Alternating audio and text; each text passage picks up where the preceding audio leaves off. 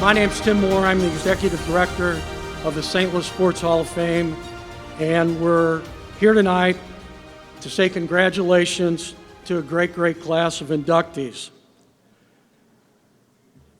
What we do at the St. Louis Sports Hall of Fame, our mission is to keep the memories alive of all the great sportsmen and women that have participated either by being born in this area or by having accomplished their career in the St. Louis area. One of the things that we do is we recognize men and women from all different kinds of sports and all levels. Maybe two of the most unique things and people that we've inducted a polo player and a rugby team. And they're pretty different from each other. The rugby team is just what you imagine from a rugby team when they were at the event. The horsemen had some great ideas and supposed to be ranked one of the best in the world. Sports are an integral part of so many of our lives, and the St. Louis Sports Hall of Fame is proud that we are the instrument that helps keep those memories alive. We are a virtual Hall of Fame. We do not have a home. Which you may say, what, you don't have a home? We had a home for a while at the Enterprise Center. We were there for about 10 years, and the Blues politely asked us not to be in the Enterprise Center anymore. They needed more space for kiosks, so that's one reason why we had to get out of there. We've tried to find places, but the cost is just out of reach right now. And it's frustrating at times, but by being a virtual Hall of Fame, you can visit our Hall of Fame from your home at any time that you want. If you've noticed in the program, we have a bio for each one of the inductees.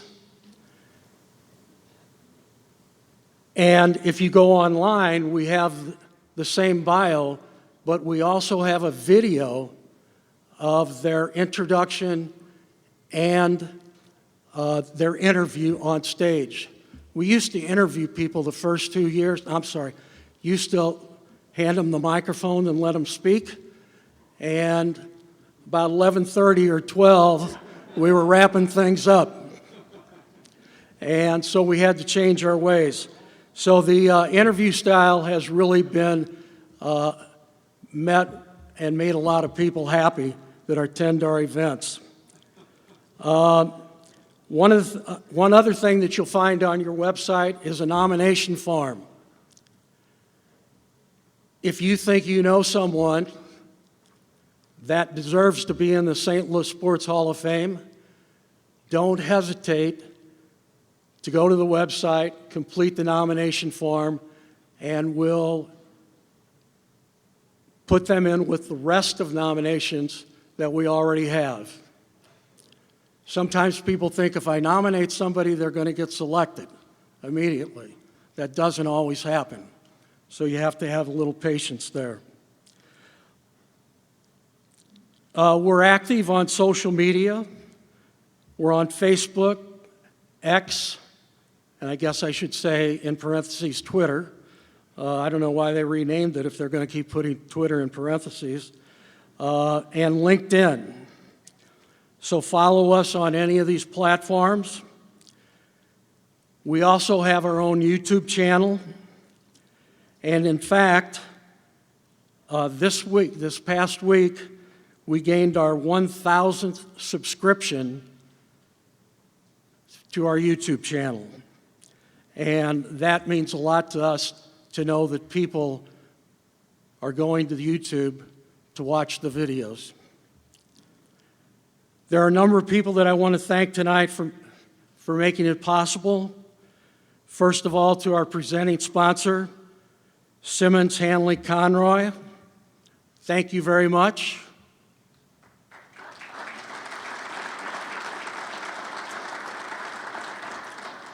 One Digital, our reception sponsor, thank you also. To those who bought VIP packages, which gave them a shot at an ad in the program, we thank you. To all of those who independently bought ads for the program, we thank you also. To the members of our Hall of Fame team who work unselfishly to make the St. Louis Sports Hall of Fame the best that it can be, I thank you very much. They're back in the back of the room. You saw some of them when they were checking you in.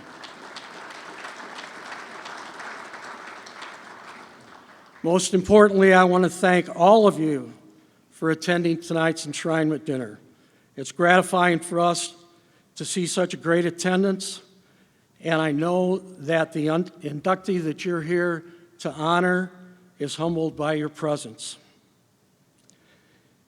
It's now my pleasure to introduce to you our MC for the evening. This is a man who has attended 1,671 consecutive St. Louis Blues home games. I've known him since 1981 when I was coaching at Althoff High School, and he was doing play-by-play for some of my games with WIB Radio. He's the PA voice of the Blues, a man who himself was inducted into the St. Louis Sports Hall of Fame in 2020. Ladies and gentlemen, Tom Calhoun.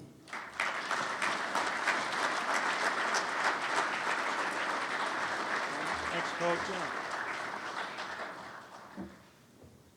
If Tim seemed a little uptight tonight, it's only because his speech that he had so carefully prepared somehow was not printed out properly tonight. And he was looking at his iPhone down here going, "Ah." So he can be forgiven for being a little uptight tonight. By the way, you know, when I was broadcasting Tim's games back in the day, I have some vivid memories of those games. He was coaching at Althoff. I was working for WIBV, the Belleville station at the time. We did a lot of games. Joe May and I. Who remembers Joe May? Oh, yeah. Legend. So some of those games that Tim was coaching, I remember turning to Joe and saying things like, "What the hell is he still playing that man-to-man defense for?" Or, "What's he trying to run with that team for?" But somehow he made it work. He's a pretty darn good coach. So thanks, Tim, for having me tonight. Thanks to the Hall of Fame Selection Committee and the Board of Directors for inviting me back tonight. Happy Lincoln's birthday, everybody. Who had the day off? Go Abe, yeah. Here's a Lincoln quote for you that I thought was kind of appropriate tonight.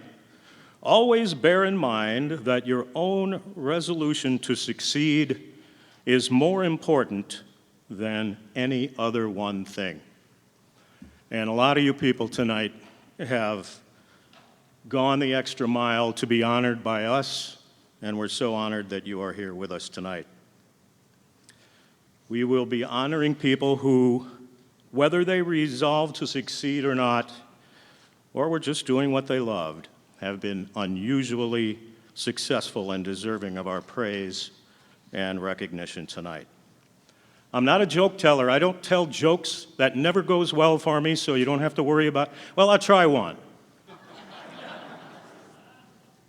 Went to the doctor the other day, and the doctor says, "I'm working on 4 cases of VD, but he's better now."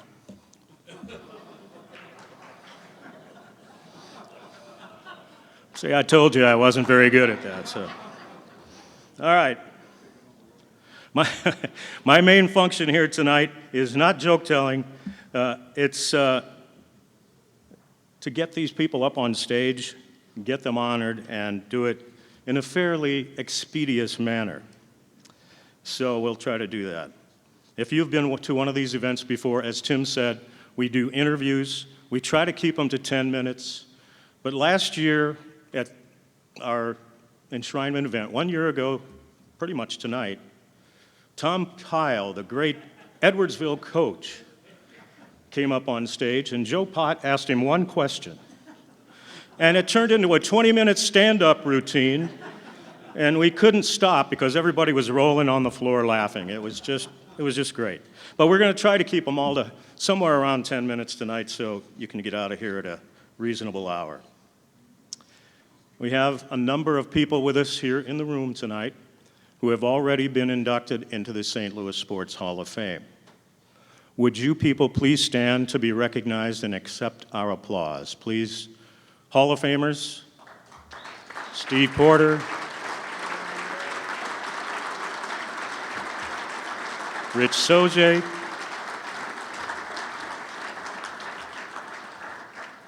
I'm wearing my Blues ring tonight, Rich. I should have worn my Grizzlies championship ring from 2003. I do the Grizzlies during the summertime, so thanks, Rich Soje, for sticking with me for a while. I appreciate that. All right, so let's move on. As I say at all Blues games, let's make some noise tonight, and on with the show. So our first enshrinement of the evening honors a man who played the game of football at the highest level. And he went on to coach the game with tremendous success in high school and college. Dean Wren grew up in West Frankfort, Illinois, and was a four-sport athlete in high school there before accepting a football scholarship at the University of Illinois, where in 1954 he was second in receiving in the Big Ten Conference. Randy will tell you how many passes he caught that year when he does the interview here in a minute.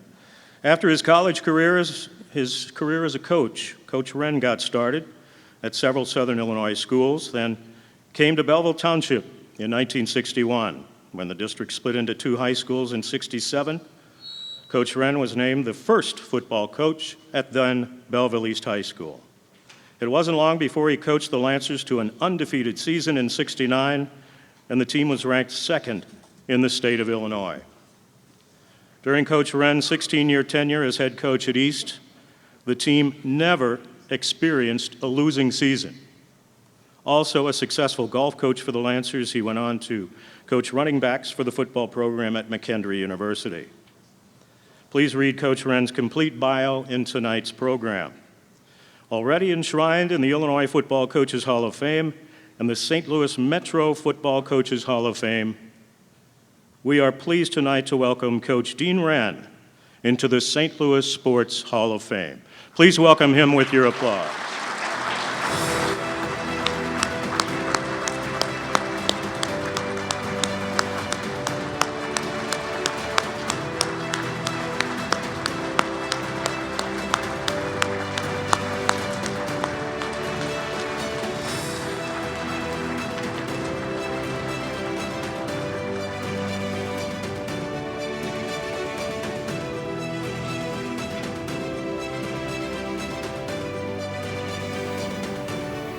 The lady in blue is Barb Calhoun. She'll be going home with me tonight, fellas, so don't get any ideas.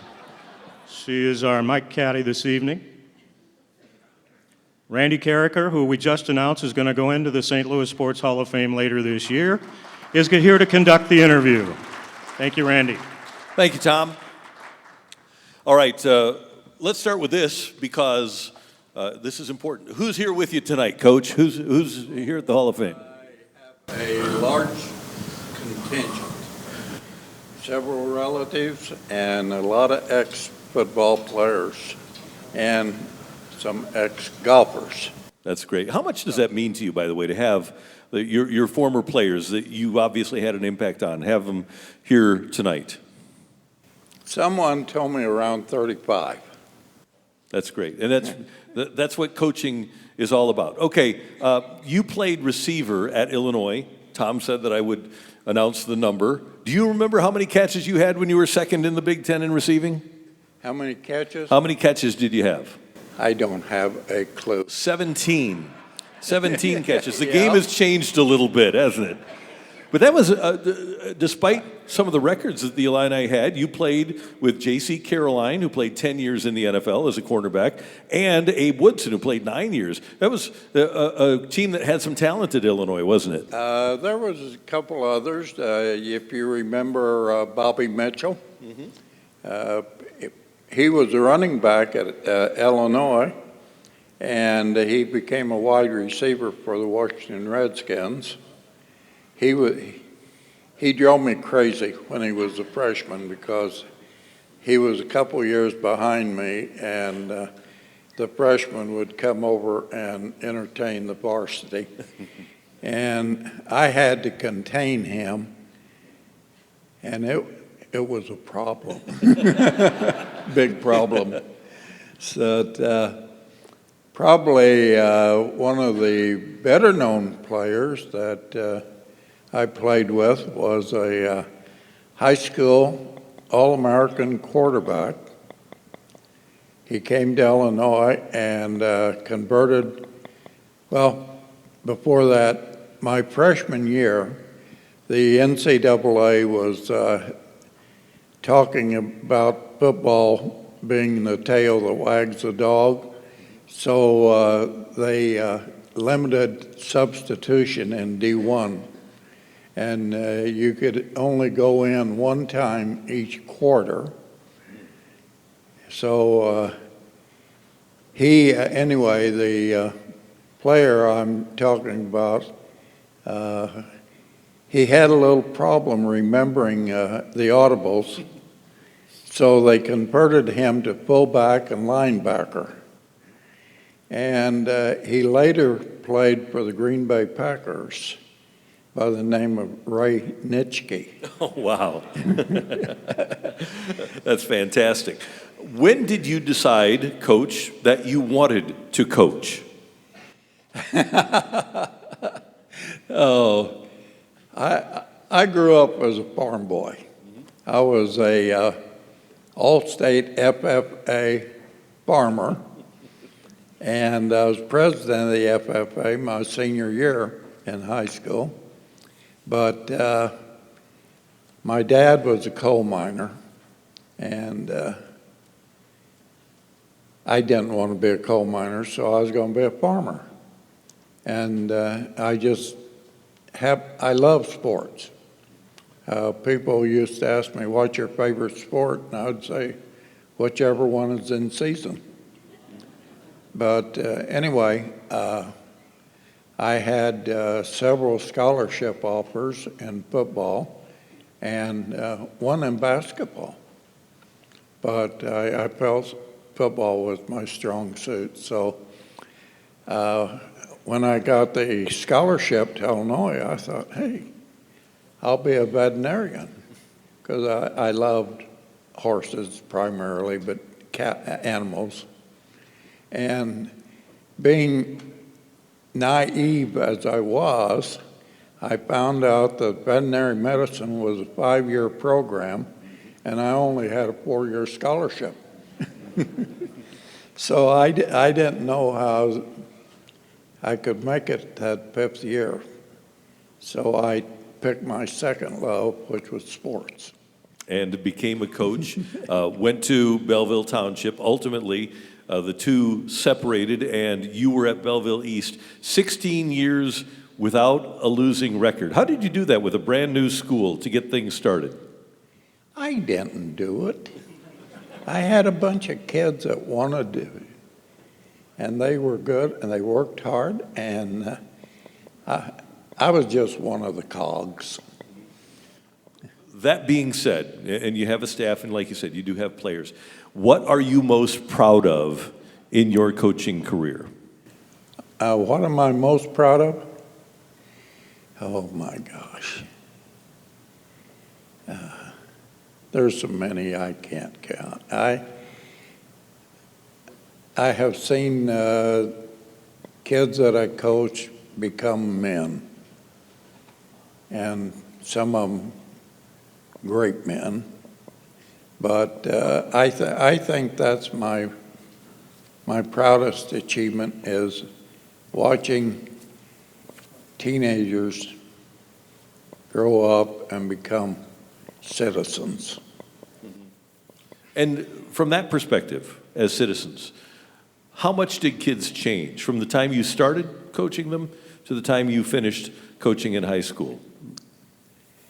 I don't think they changed a lot. I really don't. I think good kids don't mind being disciplined, and they learn discipline, and they become disciplined, and they become men and successful at whatever endeavors they start. So, as I said, I was just one of the cogs. You were also the golf coach. You must have been a really good golfer to teach all those kids how to play golf. My first job, I went back home to my hometown, West Frankfort, Illinois, deep south coal mine, and they had a golf job open, and so it paid $200. So they told me I could have the golf job. So the first thing I did was buy a set of clubs.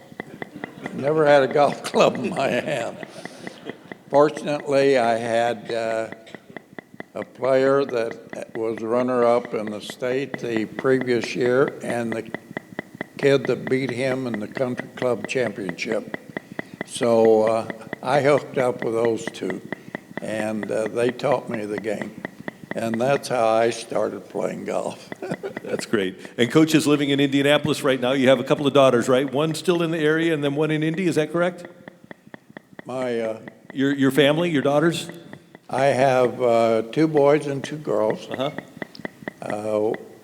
One daughter is in Indianapolis, where I live now. I'm in an assisted living center over there. And the other daughter lives in Bloomington, Illinois. Her husband is State Farm. I don't know how high he is, but In Bloomington, pretty high. he doesn't tell me. But my 2 sons, my older one, Ted, lives alone in West Frankfort. He has never been married, always lived alone. And the baby boy, he's in prison. Well, he's been teaching GED classes at Perryville prison. Okay.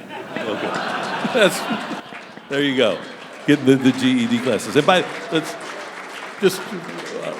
so you mentioned Ted. What are the names of your other 3 children? The other 3 children's names. You had Ted. You mentioned your 2 daughters' name and your other son's name. Ted and Bob, and Jennifer and Stephanie. All right. And son-in-law Michael Skolsky, and Frank Iskra, and that's it. Good. Congratulations. Ladies and gentlemen, it is my honor to induct Dean Wren into the St. Louis Sports Hall of Fame.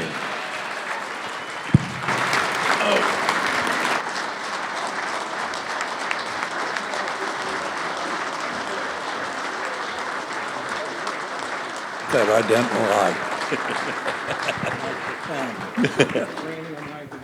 Thank you. Thank you.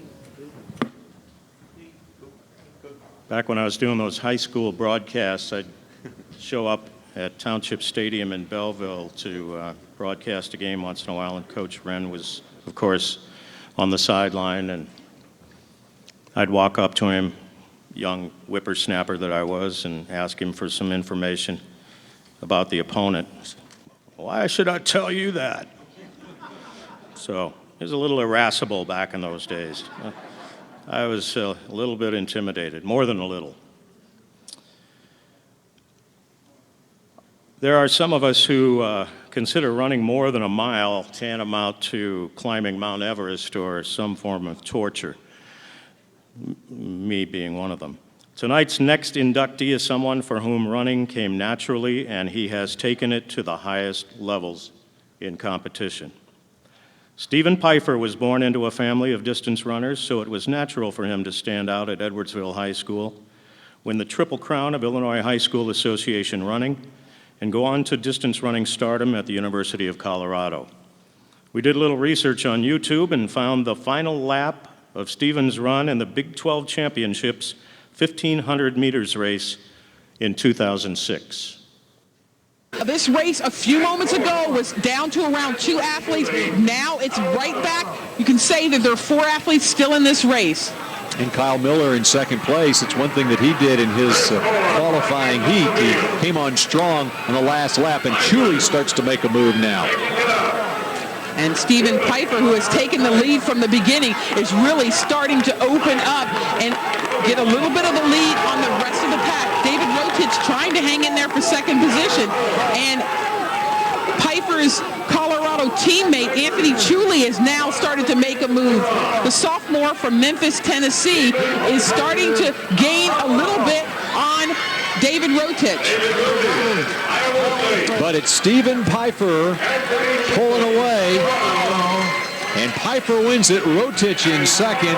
And another Colorado Buffalo, Chuli in third. Stephen Pfeiffer, the sophomore from Edwardsville, Illinois. I don't know about you, I'm exhausted just watching that. But that was a Big 12 record-setting run by Stephen. He was an 8-time All-America at CU, 4 in track and 4 in cross country. And there's much more to marvel at in Stephen's bio written by our committee member and Hall of Famer in his own right, Steve Porter, who will conduct this next interview. Ladies and gentlemen, with your applause, please help us welcome Stephen Pfeiffer into the St. Louis Sports Hall of Fame.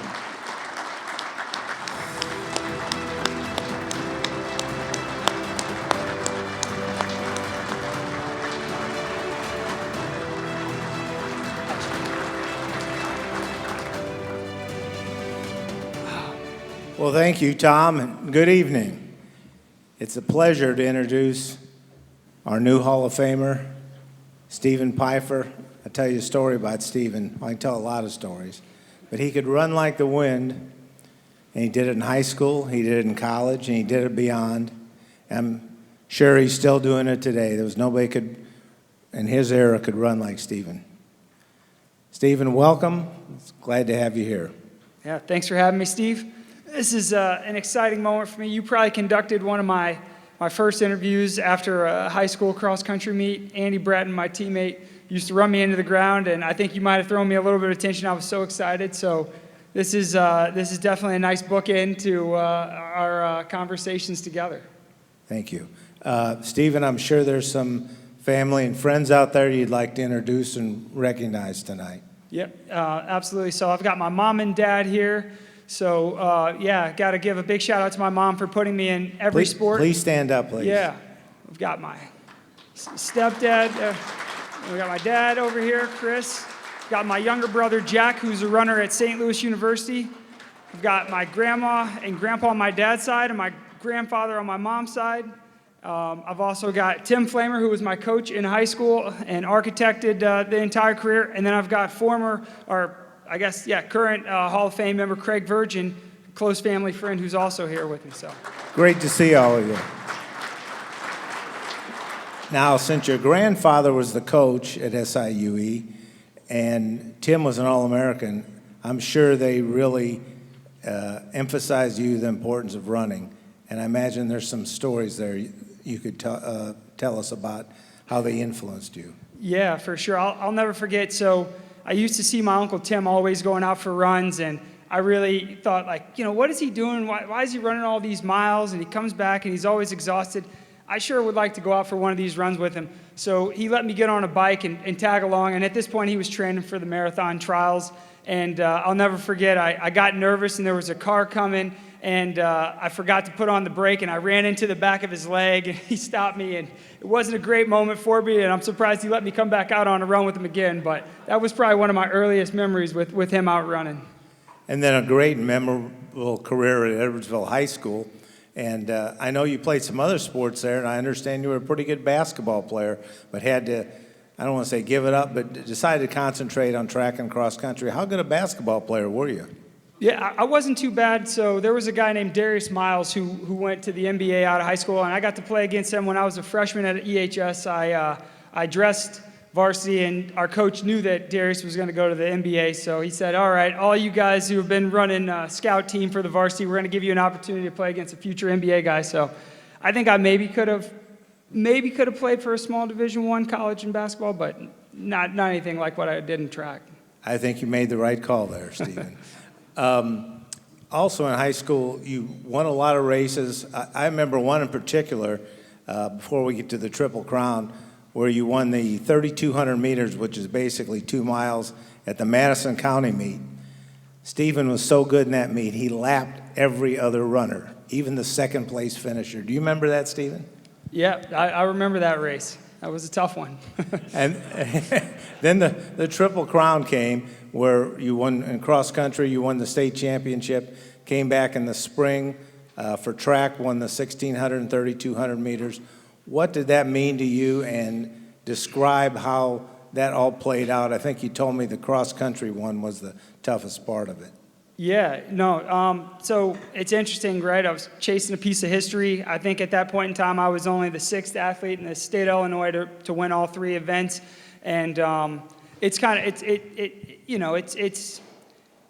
got to get a little bit lucky because you got to stay healthy for the entire year. And then, you got to get the tactics right on the day. And it's really tough to get the tactics right because you can't control what your competitors are going to do. So, yeah, it was really special. And, it helps. I've got Craig here. Craig was the last person from Southern Illinois to win that, and I don't think anybody else has, a mentor that's gone on to the heights that he did. So I had some real advantages in having people who had been there and done that could help kind of coach and guide me along the way. But yeah, it was a special day to close it out. When you won that 3,200 meters, which gave you the Triple Crown, was there a feeling of accomplishment, relief? What were your feelings then? Yeah, so mostly relief. So there was a team race at stake as well. And so we had been 6th place 2 years in a row at state cross country, and I really wanted to bring home a trophy to the school. And so there were some big points on the line, and getting 20 points for the team, winning the 16 and the 3,200 was, it was really important. And so we ended up clinching 3rd place that day, and we brought home a trophy. And I don't know, I probably was the first one in like 50 years for the school. So I think it was. And winning that helped Stephen get a scholarship to Colorado. He had all kinds of scholarship offers from all over the country. Why did you choose Colorado? And I can imagine running in Boulder, as beautiful that is. Oh, yeah. So Tim had taken me out there, and I'll say exposure to what the next level of running looked like went so far in my career. So I give my Uncle Tim a ton of credit, and my grandparents for, trucking us all the way out to Utah and to Colorado and seeing different parts of the country that I maybe wouldn't have seen otherwise. But once you get out on Highway 36 and you're going into the valley that's Boulder and you see those Flatiron Mountains, it's like, who would want to run anywhere else? So I knew I was sold at that point. And what a career there, All-American, both track and cross country, set a lot of records, and eventually won an NCAA championship, and you got to go to the White House, right?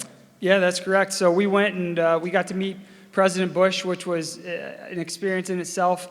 But yeah, I was fortunate to be part of 2 national championship teams. The 04 team was really fun because our number 1 runner on the team decided to turn pro. Another guy got injured. Another guy's dad lost his job. And so Wisconsin was the unanimous number 1 ranked team in the country, and we came in and upset them. And after that, I think you ran for Nike, and they had the Olympic trials. What was that like? Yeah, it was pretty amazing, as you would expect. I mean, your job is literally to wake up, go for a run, have some food, take a nap, get a massage, go for another run, and then go to Europe and spend your summers eating good food and racing around the track circuit. So it was terrible. I can imagine. And then last year, I believe you were inducted into the Edwardsville Athletic Hall of Fame. How meaningful was that for you? Yeah, that was, I mean, it was obviously, of course, very big for me, but the fact that it was the first or the inaugural relaunching of the Edwardsville High School Hall of Fame, and to be in the first class that was brought back in was just, a cherry on top. And there's been so many incredible athletes that have come through this area and through our high school, and so, yeah, it was a special moment as well. Now, do you instruct runners, or have you talked to some younger runners about what it means or what it takes to be a good runner? And if so, what have you told them? Yeah, I try and stay as connected as I can and support kids in the area. The guy who actually broke my school record in the 3,200, Ryan Watts, is now running for Iowa State. Of course, my brother who's running at SLU. So when I can impart some wisdom, I always like to come back and give back to the next generation of runners. But the most important thing is just, one, for me, it's consistency. Two, it's, don't make it about yourself, make it about your team. The stress is, enough of everything else you got going on in life to stress about, running. It's just a sport. So I try and help keep things in perspective for the kids. And then it's just being honest with yourself. If you really want to accomplish something, you've got to be honest with yourself about what needs to be done to accomplish it. Of all the records you set, which one do you cherish the most? That's a good question. Probably being the first CU athlete to break the 4-minute mile. That was a pretty cool moment because there were so many Olympians and national champions that have come through the University of Colorado. So to break the 4-minute mile there was pretty nice. So what's next for Stephen Pfeiffer? What are you doing these days? So now I live in Atlanta, Georgia with my wife and 3 sons. And I help out coaching their track team. I work for a company called Curex. So, we get to work with a lot of athletes, so I'm still connected to the sporting space. The end of this month, I'll actually be going to California to do a photo shoot with a woman named Lindsay Horan, who's the U.S. Women's National Team captain for soccer. So, still connected to athletics and sports, and I wouldn't have it any other way. Sounds wonderful. Whatever happens to Stephen during the rest of his career, you can be sure of one thing. He will never be running on empty. Ladies and gentlemen, let's welcome to the St. Louis Sports Hall of Fame our newest member, Stephen Pfeiffer. Perfect. Thanks, Steve. Awesome.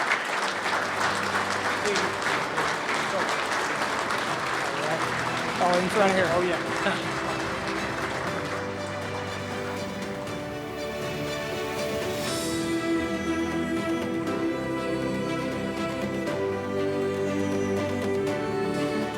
Steve Porter there with some of his knowledge from his 70-some years at the Alton Telegraph, right? 85, okay.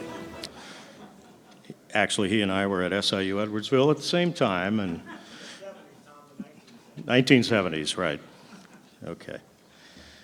Well, there's a bit of important business we need to take care of before we meet our next Hall of Famer. The St. Louis Sports Hall of Fame is a 501c3 organization that depends on the generosity of individuals and sponsor contributions to be financially viable and be able to keep honoring our sports heroes. Please take note of these businesses and individuals who make what we do possible, and do business with them when you can. The full listing of these folks is in the back of the program. And we definitely couldn't do what we do without the unselfish investment of time and effort by our group of volunteers. Would all of our Hall of Fame team members please stand and be recognized out there for all your good work?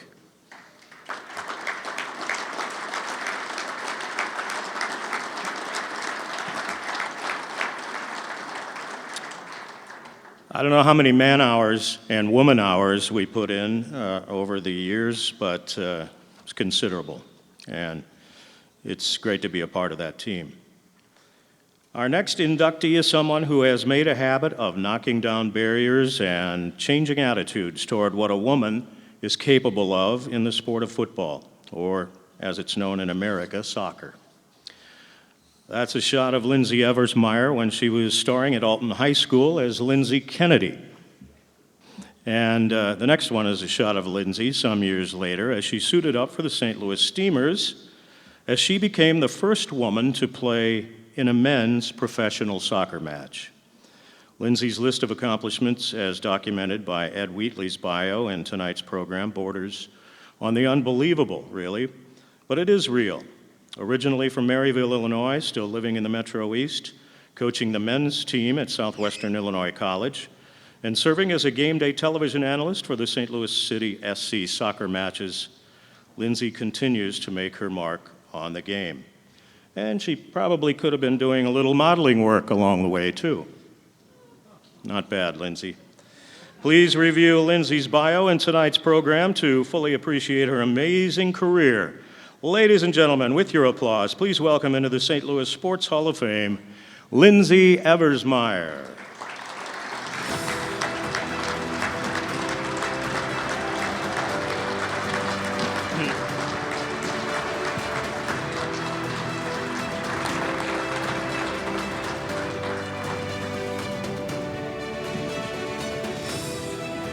She was told not to dress up, but, As you sit here in a suit and tie. well, okay. No tuxedos, I think we said, but we didn't put I don't- any, I don't wear dresses often. I'm in sweatpants and hoodies, so this is my Well, one shot. we appreciate. I haven't dressed up since my wedding. We appreciate the look. It's great. Well, congratulations. Thank What are you. your thoughts about being in a Hall of Fame? I say this over and over again, but I'm very grateful, I'm very honored, but I also feel very guilty because obviously soccer is a team sport, and so I don't just accomplish anything by myself. It's with other people, either my players or my coaches or mentors or my sponsors. So, I mean, I'm very humbled, but I feel really bad because I feel like other people should be up here with me. Well, you can mention them now if you'd like. There's too many. I've been coaching too many years. I don't remember what I had for breakfast. But let there's alone- some people in the room with There's you, definitely right? people in the room. I got my parents, my mom, and my stepdad Bill, my husband Aaron, my kids Caleb and Griffin, and then I got a whole table of Southwestern Illinois college people back there that have given me the opportunity to coach there, which I love, and coach the men's team. It's been great so far. So thank you guys, and my aunt and my uncles back there too. I think some of us would be curious about how it is for a woman to coach a men's team. Is that working out for you? Yeah, it's smelly. I get that. The smell's way different. But it's been really great. I think people thought that it would be very challenging. All of us guys know what she means, right? Yeah, you bet. I think, a lot of people are very hesitant, but the guys have just been great, and they have been super respectful. And, I had to come in knowing a little bit about the sport, obviously. I couldn't just come in and just say, oh, I'm going to be a woman that coaches your team. I had a resume behind me. I spoke soccer with them. I taught them some things. And then I also let them know that I wasn't just their coach in a way. I also was kind of like a mom. So, which was good for them because, like their team GPA went up higher now. So, because I'm like, you got to go to class or I'm going to be on your butt. So, it's been a great experience. And I'm just very fortunate I have a very good group of guys. So they're great. At what point did you realize you were something special as a player? Oh, I don't think I ever realized that. Oh, come on. No, I don't think I ever really thought about it. I just think I was like a competitor, and that's the one thing that I focused on every single game. I'm like, I just want to go out and I just want to score goals and I want to help my team. And then you're not successful as an individual, you're successful as a team. So I never really thought about like, oh yeah, I'm the top dog out there. It's a team sport. So. But you hold all kinds of records that some point you must have said, well, I'm pretty darn good at this. Well, it's not 1 verse 11 out there, it's 11 verse 11. So someone has to give me the ball, and my goalkeeper has to stop goals. And it's more than my coach has to teach me things that, help me be successful. So I don't know, I'm kind of humble in that part. Your humility is becoming. Yes, that's very nice. Not going to get anything like that out of me. What would you consider your greatest accomplishment then? Oh man. Well, obviously becoming the first female with the Steamers is great because I think it opened a lot of doors for young girls. So I love that piece of it, that, I saw girls going out and playing with boys and, showing up, and I love that piece. But I think something that I think is a big accomplishment, and it's not even necessarily for me, but I coached a WPSL team. The name is Fire and Ice. I did that for 10 years. They never had a losing record. We won a national championship in 2017. But when I talk to the girls, we don't really talk about when I ask them about their experience, they don't say, oh, the national championship. They said they love the way that the team was ran, and it made it feel like we were all a family. And they still hang out, even though it's done, like they were just playing in a tournament together, and they still are texting me, sending me pictures and say, hey coach, we miss you, So it's those little things and those connections that I've made with my players to help them that I think I'm most proud of. Obviously, you're still involved in the game, coaching, and you still help out with the St. Louis City SC games. How about that experience with City SC? Was that pretty amazing this past year? Yeah, that came real fast. It went for me just coming on one time just to be a guest on the show, and they had some movement, and they're like, hey, we just want you to be the analyst for most of the games, and I'm like, I hate talking in front of people. This is the worst job I could ever have in my life. But they're like, it's fine, you're gonna be fine. So like everything I do, I just kind of go against the grain and go against what I'm probably not supposed to do. And I'm like, I'm just gonna do it. And now I love it. I've met some amazing people, and the organization is incredible what they're doing for St. Louis soccer. So I'm very fortunate for that. So you're still young. What kind of goals do you have at this point, or do you have some? I do. I'm hoping that we eventually get a women's professional team here. I mean, I think that's something definitely that's going to come in the future. Obviously, we just got the men's team last year, and we have the female ownership over there. So I think, They're talking about that, right? Yeah, they're talking about it, but who knows? Everybody wants them to do it this year. It's like they just got the team going this year, so just be patient. But I would love to be a part of that coaching staff. And then I'm also continuing to get my educational licensing through U.S. Soccer, and my next level is a B, and once I get a B, I can become a U.S. national team youth scout, so that I go and travel all over the country and help find our next national team players. So I would love to do something like that as well. What haven't I asked you that you would like to talk about at this point?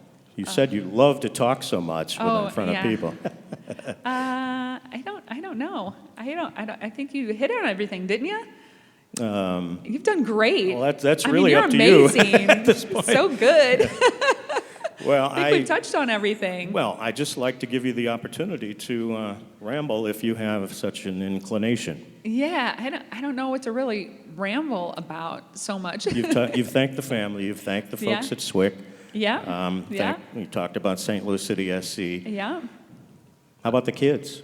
Kids are great. I mean, I got a 14-year-old who's going into high school next year, and then I have a 24-year-old. Well, he'll be 24 in March. You just always round up. Be 24 in March. So, yeah, they're all good and doing great. Well, we better wrap it up then. I'm going to be an empty nester soon.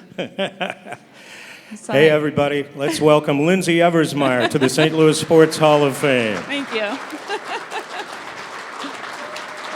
Wasn't terrible. Oh.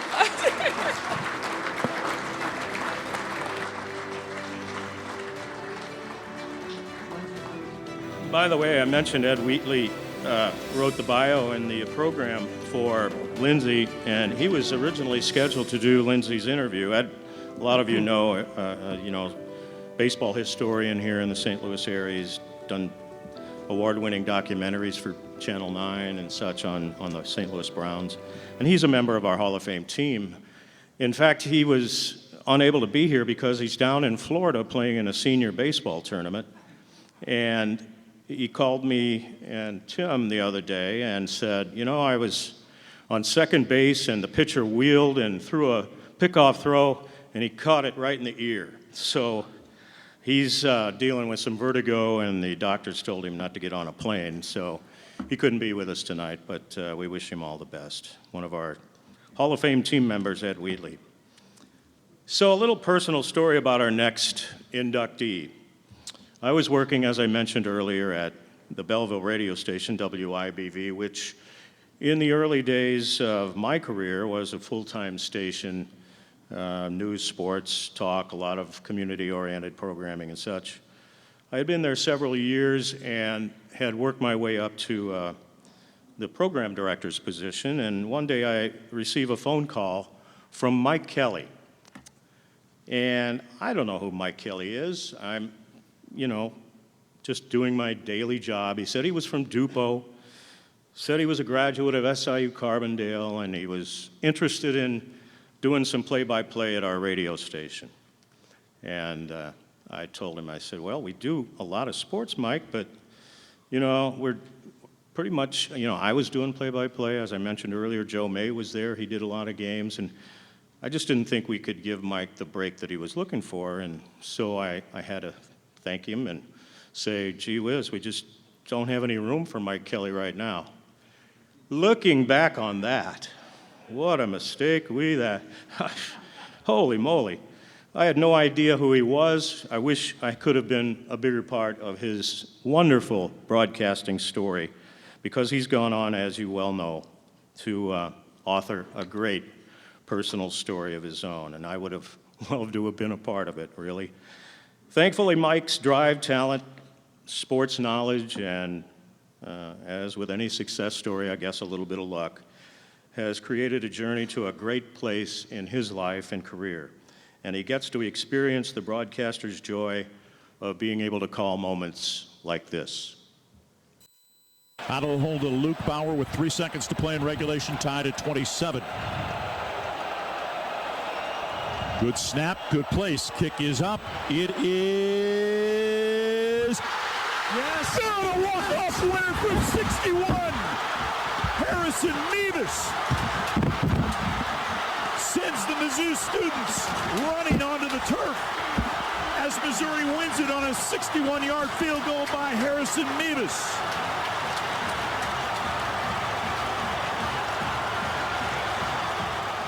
The students are... I think that's when we all realized Mizzou was in for something special this past season. And you see on this slide that Mike was named Sportscaster of the Year by the National Sports Media Association in 2019. Well, that's just one of the 7 times he was named Sportscaster of the Year. Our thanks to Dave Matter for writing Mike's bio in tonight's program, which has more details on his wonderful broadcasting career.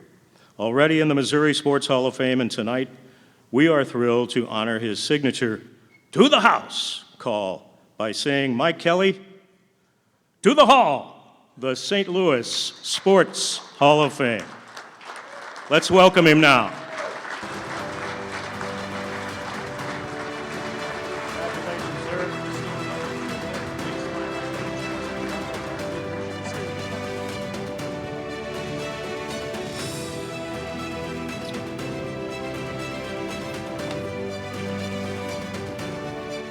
And we didn't bring in just anybody to interview Mike tonight. It's Mike's football broadcast partner and 2015 St. Louis Sports Hall of Fame inductee in his own right, former Mizzou and NFL offensive lineman Howard Richards, with us tonight to conduct Mike's interview.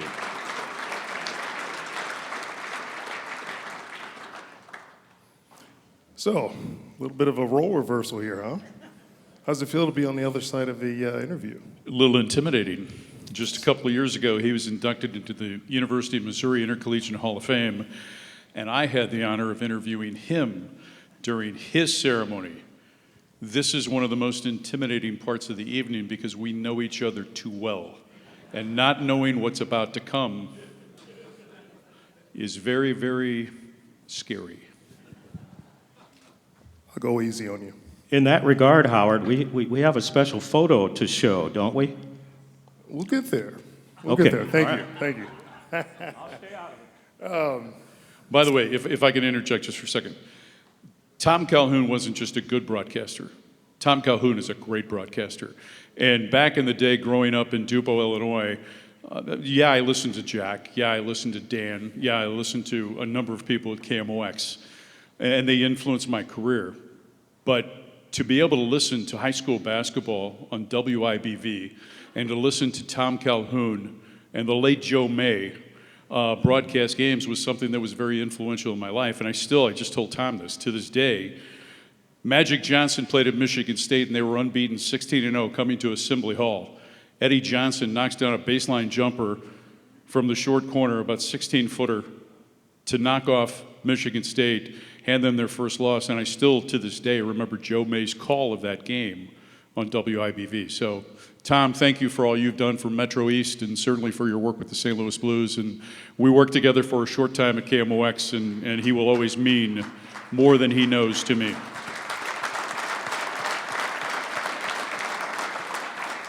Amen to that. So, before we get started, who's here with you tonight from the Kelly family? So I have my wife, Lori. We've been married for 35 years, soon going to be 36. I have my two sisters, Robin Conway, her husband, Keith, Kim Diesel. I have my nephew, Kelly Diesel, and my nephew, Brian Conway, and his wife, Ashley. They are expecting their first baby boy. Very nice. But also, I have with me my family from One Digital in St. Louis. We are a commercial insurance firm, the 16th largest independently held insurance firm in the United States. If you have a broker you don't like, please see me afterwards. We'll be happy to talk to you. But Lauren Wims, Dennis Bell, Jim Ringland, Brooks Ford, the whole gang. And then my Mizzou Sports Properties folks, led by Josh Pell, our terrific general manager, our partner, Chris Gervino, who I've been blessed to know for more than 30 years. And then his staff with Steve Sowers, Gary Northern, and Ryan. What's going on over there, buddy? Good to see you. Stand up, guys, please. Mike's family, Ryan stand Corbin. up, please. Thank you all. So, Mr. Kelly, 33 years Mizzou basketball, 30 years Mizzou football. That is an impressive run. How'd you do it? I've been very blessed, very lucky. People won't remember this, but in 1991, I had done color on Missouri basketball with Tom Dorr, who at the end of the 1990-91 season decided to take a job doing TV with a team called the Bulls. Went on to win 6 NBA titles, and he got 6 rings. But at that point in time, Joe Castiglione, who's now the athletic director at the University of Oklahoma, asked me if I would want to do play-by-play for Mizzou basketball. And what people won't remember is that my first color analyst was a guy named Joe Buck. And his father, and I will always call him Mr. Buck because of the reverence that I had for Jack, Mr. Buck used to say before we started doing games that year, "When are you two fledglings going to begin your careers?" One of us is still fledgling. The other guy's had a pretty good career along the way. So I've been very blessed, just very lucky. And then, Bill Wilkerson decided he was going to do the Phoenix Cardinals. And so in 1994, they offered me the opportunity to do Mizzou football. And by the grace of God, I haven't missed a game since the start of the 1994 season. That's impressive.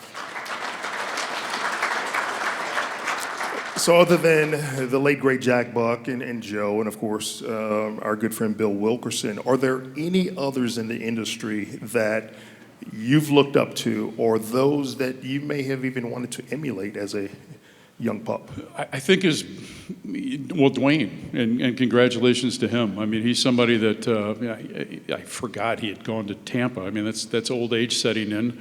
But when he was with the Cubs, and I did PA at Busch Stadium for a couple of seasons, got a chance to meet him when I was working at KMOX full time. But there's a number of people I think that as broadcasters, you listen to throughout the year and throughout the years, and maybe you try to blend a little bit of them, but I think it's also important that you develop your own style, and that's what I've tried to do.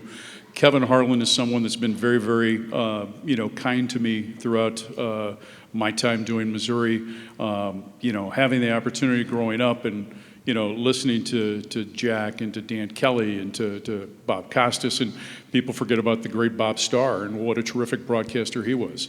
My friend Randy Carricker and I, were at KMOX for many years together, and he's always been a great friend and a great sounding board. And so I just think there's a variety of different people that you listen to, throughout your career, and maybe you try to blend in a little bit about what they've done with what you're doing. Yeah. Give the audience a couple of your favorite plays from all your years of doing either Mizzou football, basketball, or both. A couple of your favorite plays that you've enjoyed calling. Beating Ohio State in the Cotton Bowl this year was pretty fun. That was a memorable moment that I think Missouri fans will remember for a long time. And you and I and Chris have talked about this. I think it's Missouri's biggest win in a bowl game since 1968 when they beat Alabama in the Gator Bowl. And the reason why I say that is because Missouri doesn't get the opportunity to play national brands in settings like that. the Gator Bowl or in the Cotton Bowl against Ohio State. And so to win that game on that stage and on that platform before an audience like that, I think will go a long way. I really think we're at the start of something pretty special at Mizzou with the football program.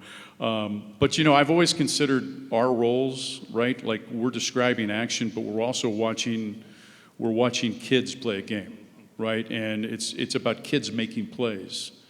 And so to answer your question in that regard, there are several, the triple overtime game against Illinois back in December of 1993 at the old, arena on Oakland Avenue. Shane Ray's scoop and score against Oklahoma State in the Cotton Bowl will be something that I'll always remember. But then there's also the other team, right? Because it's about kids making plays.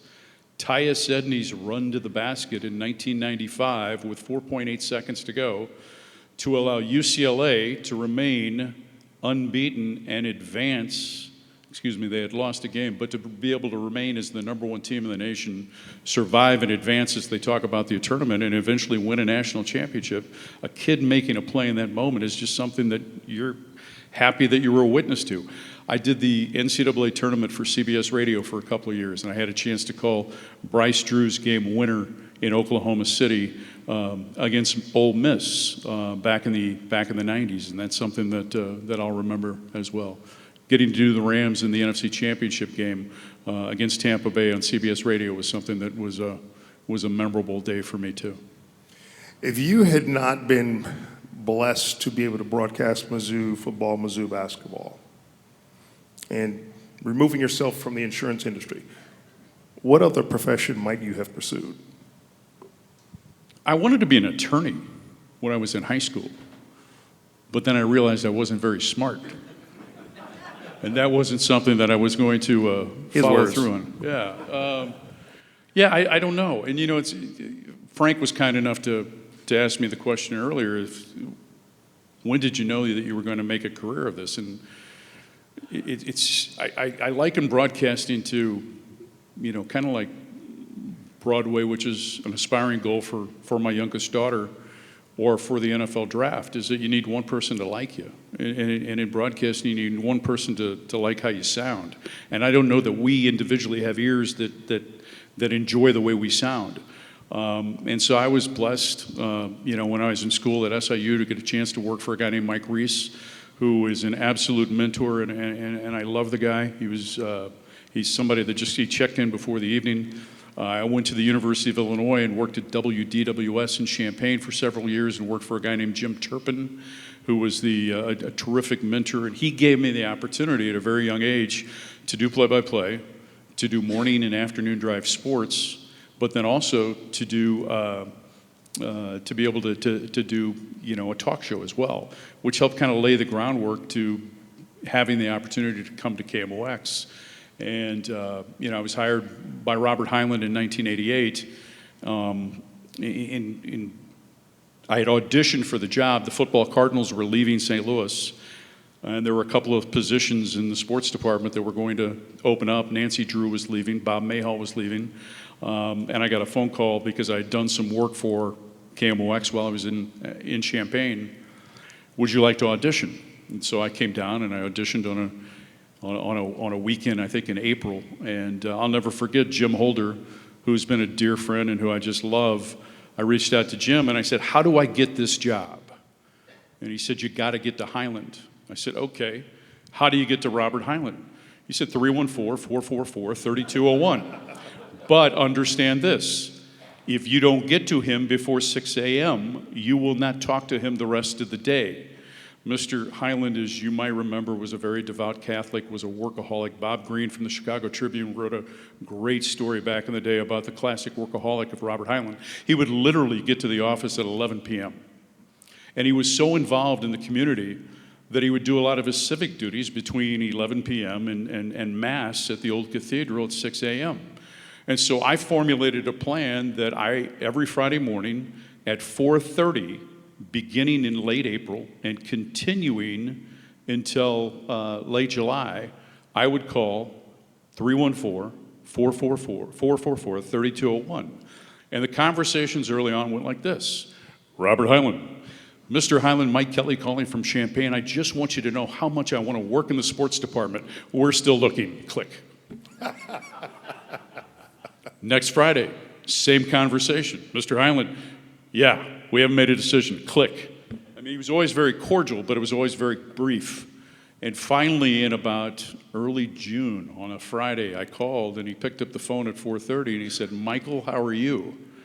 And I thought to myself, okay, we're getting somewhere, we have a chance. And so, and then at that point in time, that was a career goal, is I wanted to work at KMOX because I'd grown up as a kid going to, practice, and my dad in his old GMC pickup truck, either the dark gray one or the red one would pick me up from practice as a kid, and he'd always have on KMOX. And so that was the seed that was kind of planted. That's fantastic. So one thing that I know about you that people in the audience may not know about you is that you're very competitive. You're highly competitive. A little bit of a jokester, right, Chris?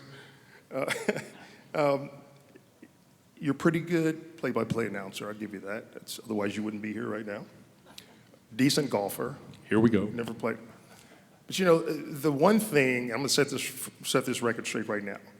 If I were pass blocking, and you were trying to You rush could the not block basket, me. There's no way. You could not get past me. And if you don't believe me, ask Lori Kelly. We almost tore up her basement one time.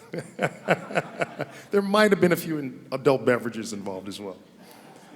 But the one thing, I will say this, the one thing that you are absolutely better than me at, and one thing that I always wanted to do and couldn't, was grow a big afro. You maybe for a white guy too, one of the best afros ever. Do we have a picture of Mike Kelly in his afro someplace?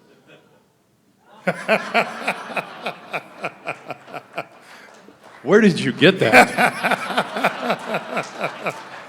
I used to work for CIA. So far left side, Lindsay, it says BAC, for those that remember. There was a crazy coach that I played for named Jay Harrington back in the day. Wow. The hair, not Jay, of course. I think we've left Mike Kelly speechless, almost. It was the 80s, and it kind of just rolled, Thank you, my friend. Next slide. Ladies and gentlemen, I present to you Michael Patrick Kelly. My brother, congratulations and welcome to the St. Louis Sports Hall of Fame. I love you. Thank you.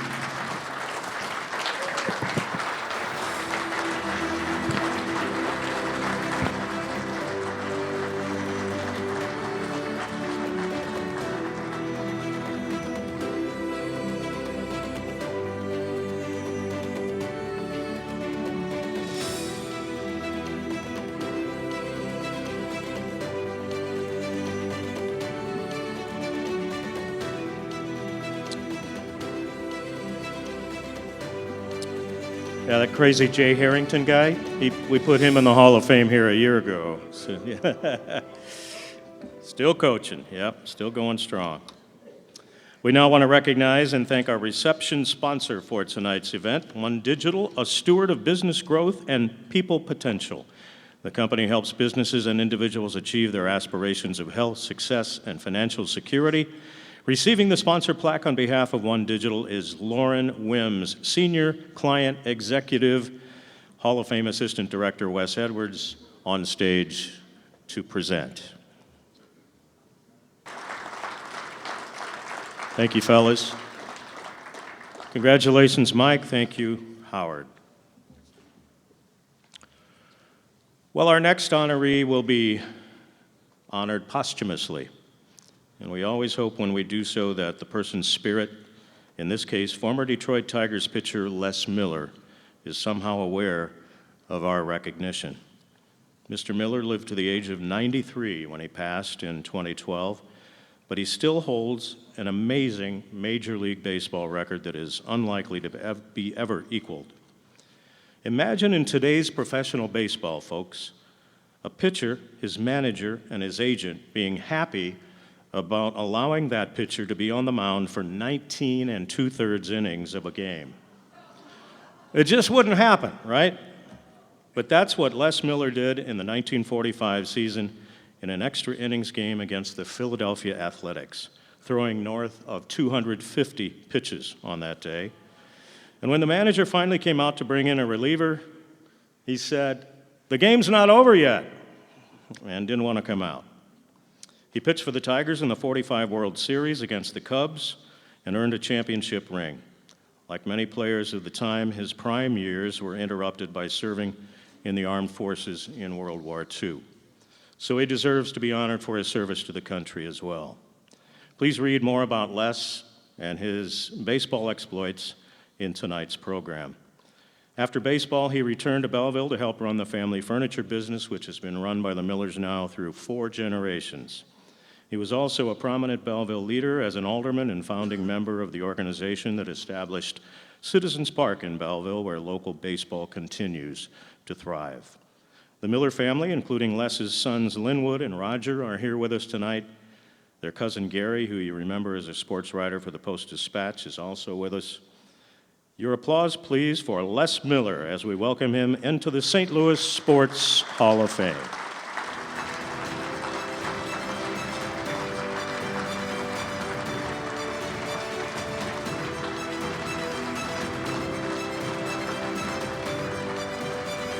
And Les's grandson, that is, Mark Miller, will be the family spokesperson tonight, and Randy Carricker is back for the interview. Randy? Thank you, Tom. I wonder how many Cardinal pitchers in 3 consecutive games last year went 19 2/3. Probably not many. Maybe it might have happened once. So that's a pretty remarkable stat. Mark, let's start with this. Tom mentioned this, your uncles and the other people that are here. Who from the family is here? Yeah, so Grandpa Les, 2 of his 3 sons, my uncle Roger and his wife Betty Miller are here, and my dad Linwood and my mom Christine, and then their first cousin Gary and Gary's wife Bonnie, and of course my beautiful wife Viviana is there as well. Hi. You mentioned to me earlier that your grandfather was very inspirational for you. How?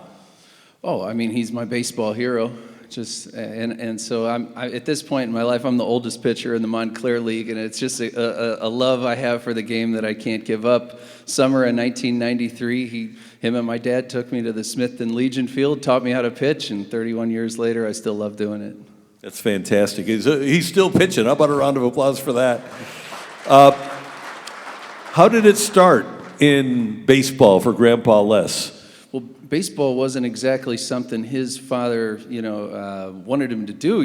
Baseball was a ruffian's game, I guess, back then. And luckily, he had an older brother, Roland, who kind of helped get him signed. I just found this out today. I mean, here I am learning stories about Grandpa, which is amazing. So, under the guise of going to pick up furniture in some warehouse in St. Louis, Roland, his older brother, and Grandpa, they would go and he'd go work out for teams at Sportsman Park. So the Indians would be in town. He'd go throw for the Indians, Tigers. And he must have pitched really well for all of them because they were all trying to sign him out of high school. And his last couple of high school starts were difference makers, right? He struck out, so Grandpa Les struck out 30 batters in one game. 30 in a 13-inning game. And then the next game, a 7-inning, he struck out 17. So 47 in two games. And everybody was thinking, it could be the next Bob Feller or something, just a phenom at that age. And so the Tigers come calling. What prompted him to sign with them? Well, there's a lot of different stories about how Grandpa got signed. I just heard one that he graduated high school, and as he stepped off the stage, the scout ran over there with a piece of paper and said, "Here, sign this. This is your contract." And he thought he was signing with Cleveland, maybe, but it turns out it was Detroit. So he gets to the minor leagues, gets to the majors very quickly, and makes his major league debut at Yankee Stadium, correct? No, in 41, makes his debut, and he wrote on a wood post in our warehouse, this is in 1938, to Detroit by 41, and he did it. He made it at the age of 22. And then what happened in the first game that he pitched? Yeah, so his first start at Yankee Stadium, he throws a 2-hit shutout, and Grandpa had a funny way of gripping the ball. He tucked his thumb under the ball. And so he had a natural cut fastball, but they didn't even know what to call it. It was a fastball that moved into left-handers. And he told me, he said, I remember Yankees had all those good left-handed hitters, and I kept throwing them underneath their hands. And that's just how they try to pitch guys in the big leagues now all the time.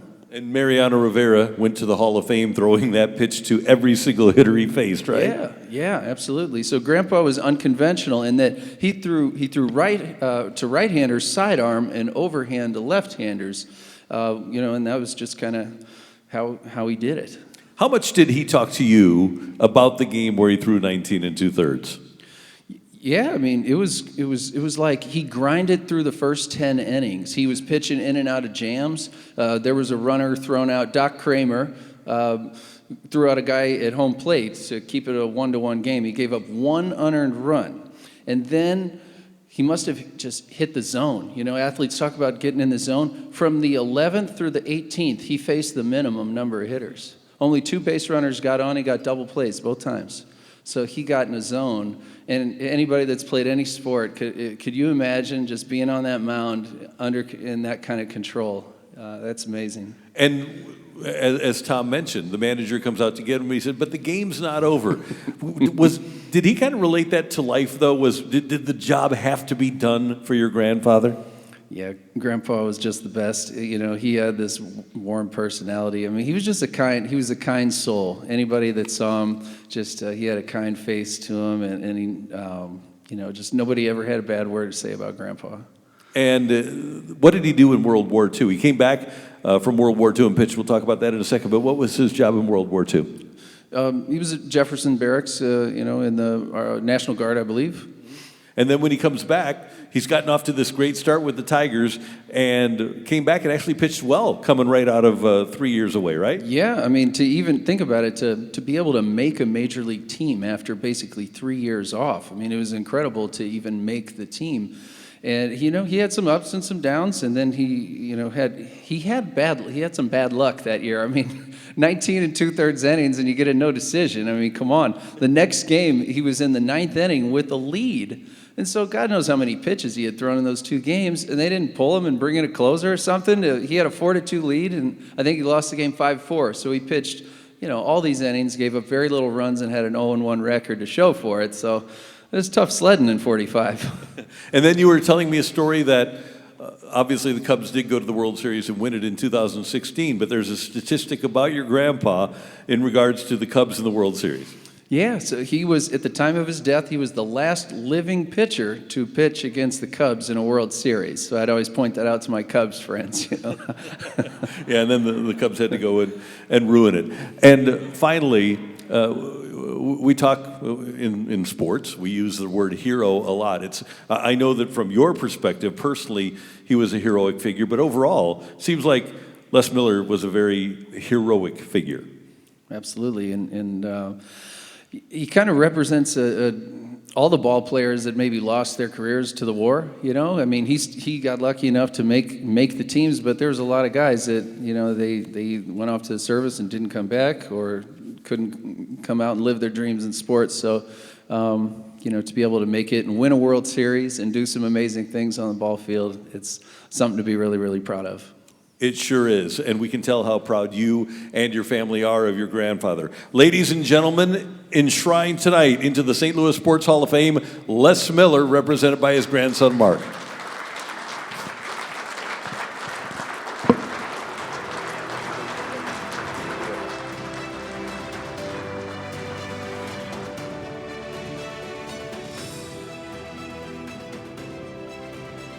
I've had the pleasure of being around the Miller folks for a while, and I think they're all pretty strong individuals and great citizens of our area.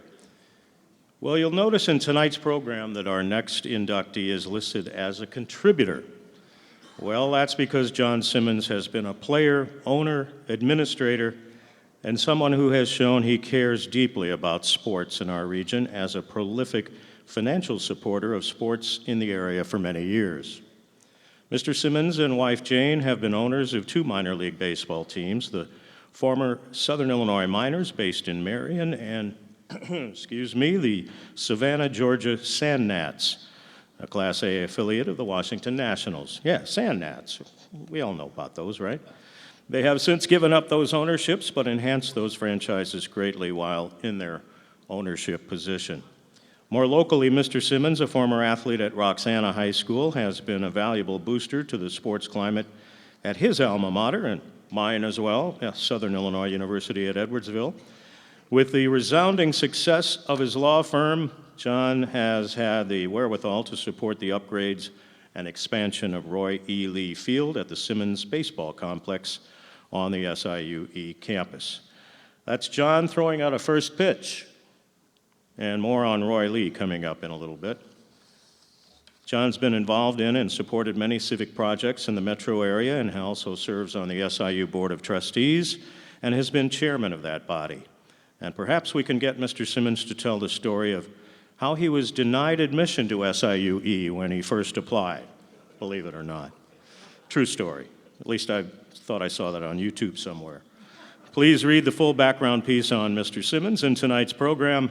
In short, there is no better contributor to sports in this area than John Simmons. Let's welcome him with our applause to the St. Louis Sports Hall of Fame.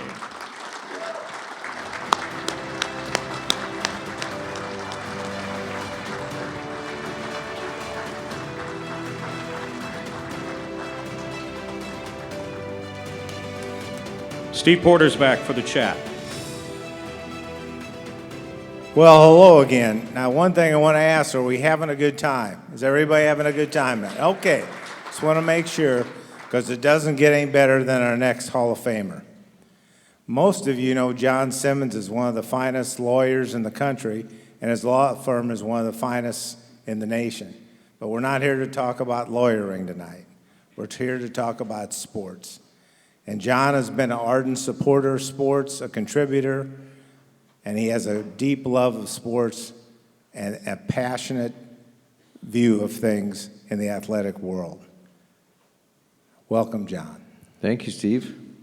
John, I'm sure you have some friends and family out there you may want to acknowledge at this point. Yes, I have 3 of my 4 boys here. Please Jesse, stand up. Nick, and Taylor. Great to see you. And a bunch of my SIU family. Thank you. President Mahoney, Chancellor Minor, thank you for being here.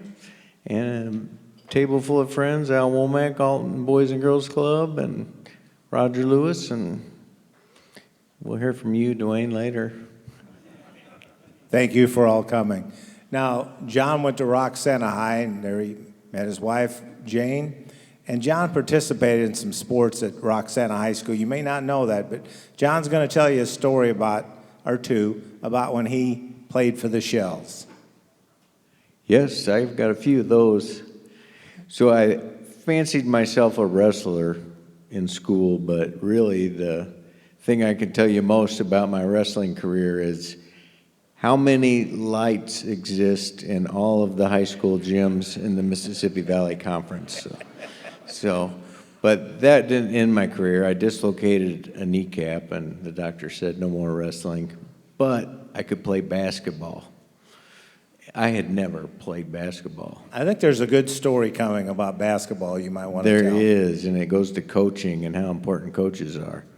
So my sophomore year of high school, I went out for basketball for the first time ever. And, of course, I didn't make the JV team. I barely made the sophomore team, and the only reason I made that team was because they wouldn't cut anyone. So I wasn't going to play at all, so I just practiced really, really hard, and I would frustrate my teammates. They would say, "Calm down, that's just this is practice." I'm like, "This is my game. I don't get to play." So one time our coach had a wedding or a funeral. He missed the game at Marquette. And we had a coach that filled in, and we were losing real bad to Marquette. And the coach says, "Hey," he looks down the bench, and I sat at the far end of the bench because I know I'm the least relevant player on the team, so I'm just trying to remove myself from any distractions from the team. And he said, "Who hasn't played much this year?" And so everybody on the team just points like this, and except to me at the end, I raised my hand, and he looks down and he says, Simmons, you haven't played much? I said, no, I haven't played at all, Coach. He said, how much have you played? I said, I haven't played at all. He goes, you haven't played any? I said, no, I don't play. And he's like, well, get in the game. Well, I ran onto the court because I'm going to get to play. And I didn't realize you had to check in with the scorer's table. So I'm just like, Smith, you're out. I'm in, you know.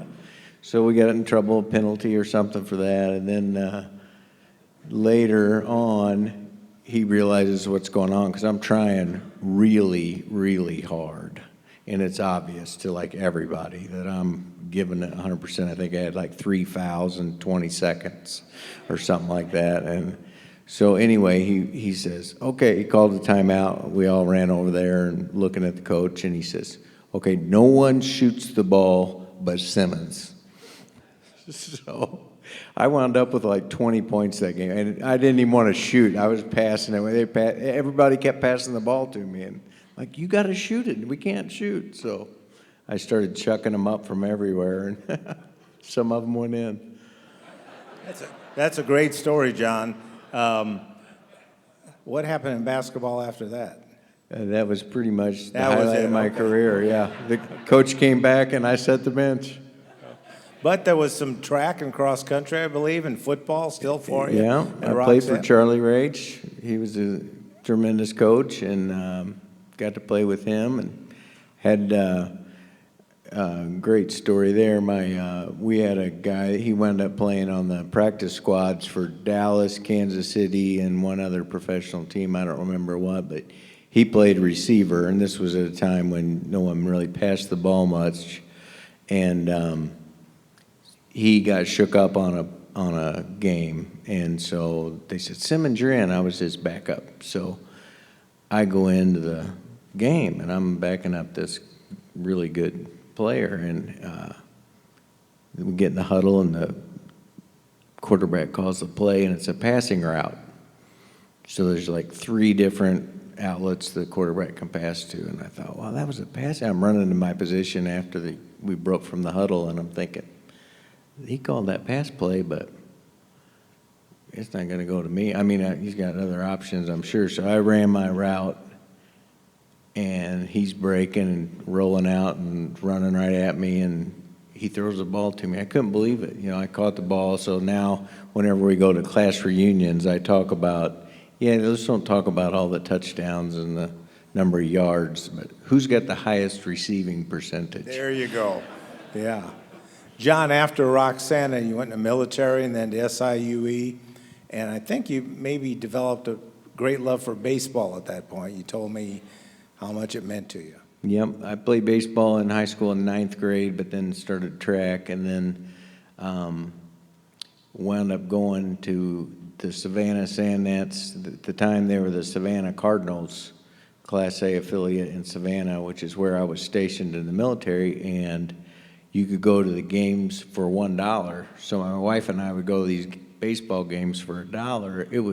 It was great. It was great baseball, and Todd Zeal, I saw him hit 4 home runs in one game as a Savannah Sandnet, and I just remember the announcer saying, Todd Zeal, ladies and gentlemen, remember that name, you'll hear it later, or something like that, and I did. So if you follow what John did, if you can go to a game for $1, eventually you may own that team, because that's what he did. He owned the Savannah team. It did happen. It was kind of surreal, but yes, it happened. Okay. And at SIU, of course, the baseball complex is named for you at Roy Ely Field. What does that mean to you? Oh, that's kind of special. I was friends with the athletic director. He went to Roxana as well. His name was Nick Adams. He's coaching the Olympic BMX team at this point in Colorado Springs, but he was talking about the improvements they wanted to make to the field and everything, and he's the one that kind of got me to do that. So. Okay, and then owning 2 teams, the Southern Illinois Miners of Marion and the Savannah Sandnets, what was that like? That was great. The difference of the two were night and day. When the affiliated team that we owned in Savannah, you had 0 control over really anything. You might get a weigh in on whether or not it's a rain out or not, but maybe even not. And if the pitcher's doing terrible and you need to pull him, or, they don't want your input. You sell hot dogs and beer, but in the Frontier League and the Independent League baseball, you kind of can have some say. It's night and day. Frontier League was much better as an owner. So what's next for John Simmons? I'm sure some sports might be involved in it. Oh, well, we'll still sponsor the Harry Gallatin basketball tournament and things like this, and I like to be involved and just hear the great stories we've heard tonight and some that are coming, I'm sure, so. Well, whatever John Simmons continues to do in sports, we'll be very successful at it. Ladies and gentlemen, let's welcome to the St. Louis Sports Hall of Fame a new inductee, John Simmons. Thank you, Steve.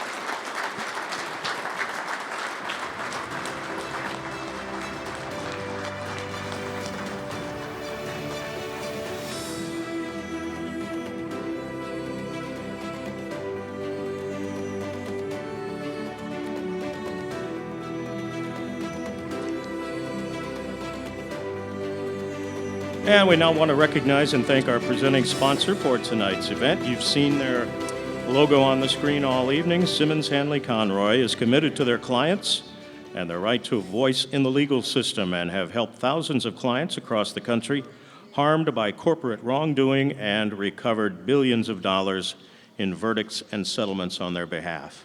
Joining us now to receive the presenting sponsor plaque is Mr. Perry Browder of Simmons Hanley Conroy, and presenting is 2018 St. Louis Sports Hall of Famer and our committee member, the great softball coach Rita Menke.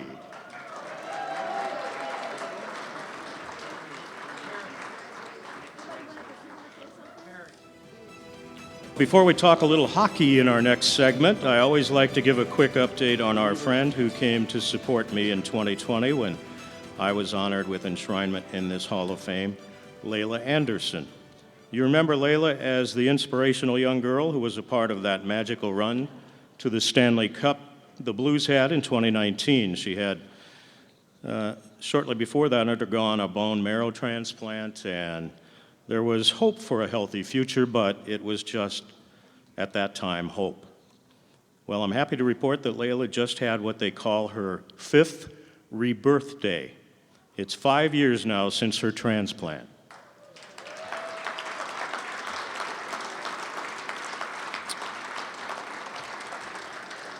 And as you can see, she's growing into a beautiful and healthy young lady, and she continues to advocate for the National Marrow Donor Program, formerly Be the Match. More on that at nmdp.org.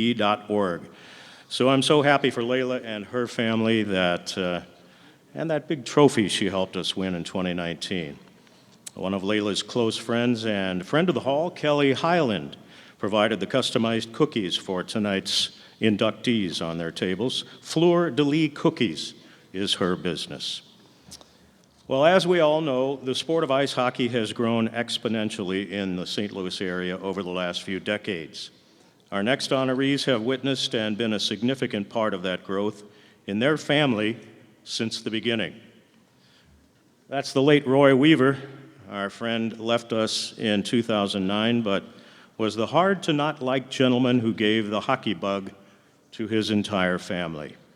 Roy played the game for many years. He started the Learn to Play program at what was then the new Granite City Ice Rink, and he co-founded the Hockey Association in Granite City as well. He was a longtime member of the NHL off-ice officials crew that worked Blues games, and his dedication to the sport landed him posthumously in the St. Louis Amateur Hockey Hall of Fame in 2011. And he sat next to yours truly.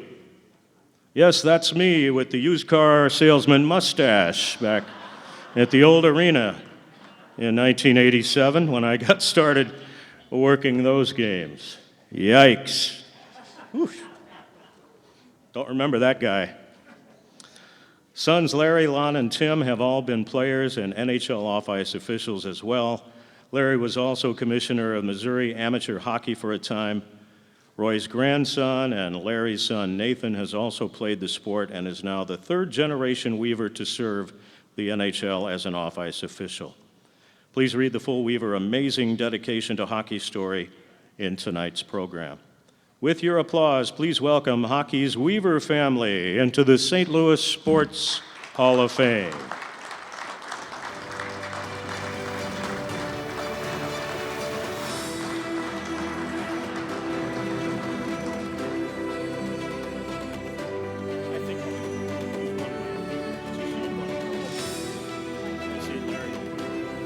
This is Larry, that's Lon, that's Tim, and that's Nathan over there.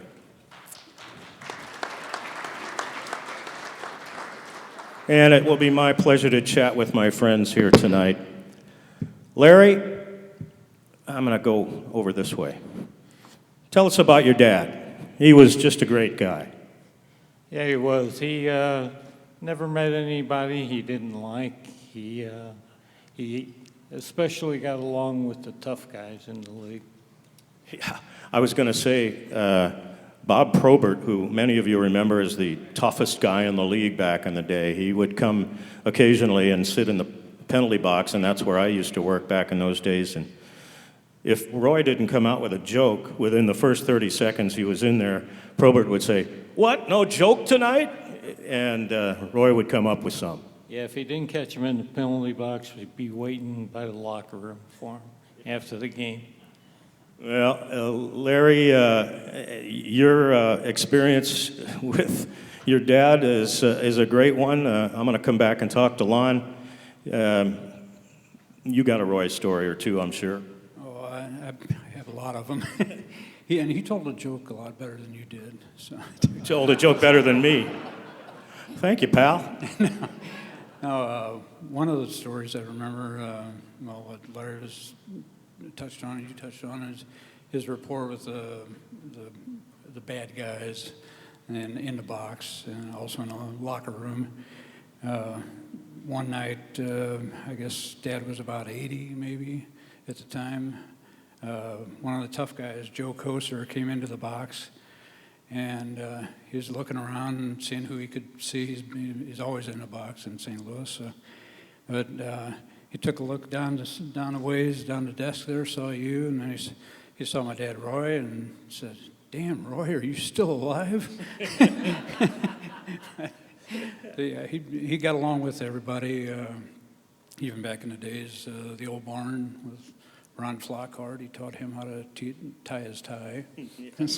How good a player was he? He was a real good player. He played left wing all the time. He didn't score a whole lot, but he scored his share. But he was a great father, of course, but good role model, and I learned a lot about hockey from him. Let me talk to Tim here for a minute. How did you think he translated or passed along the hockey bug to all you guys?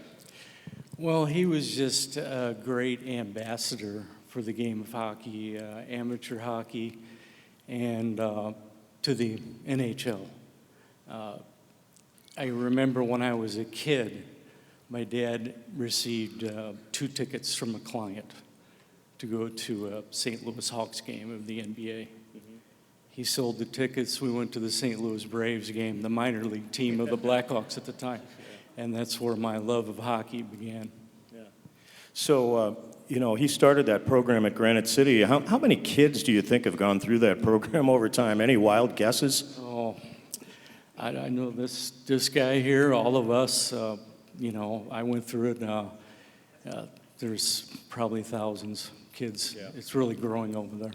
All right, let me talk to Nathan for a minute. So you're one of the products of that program, but you played some pretty serious hockey in your day. Yeah, a little bit. Just some St. Louis U club hockey, right? Yeah, St. Louis U club hockey, Division I club. Yeah. So, Grandpa, tell us about him in your mind. He was just.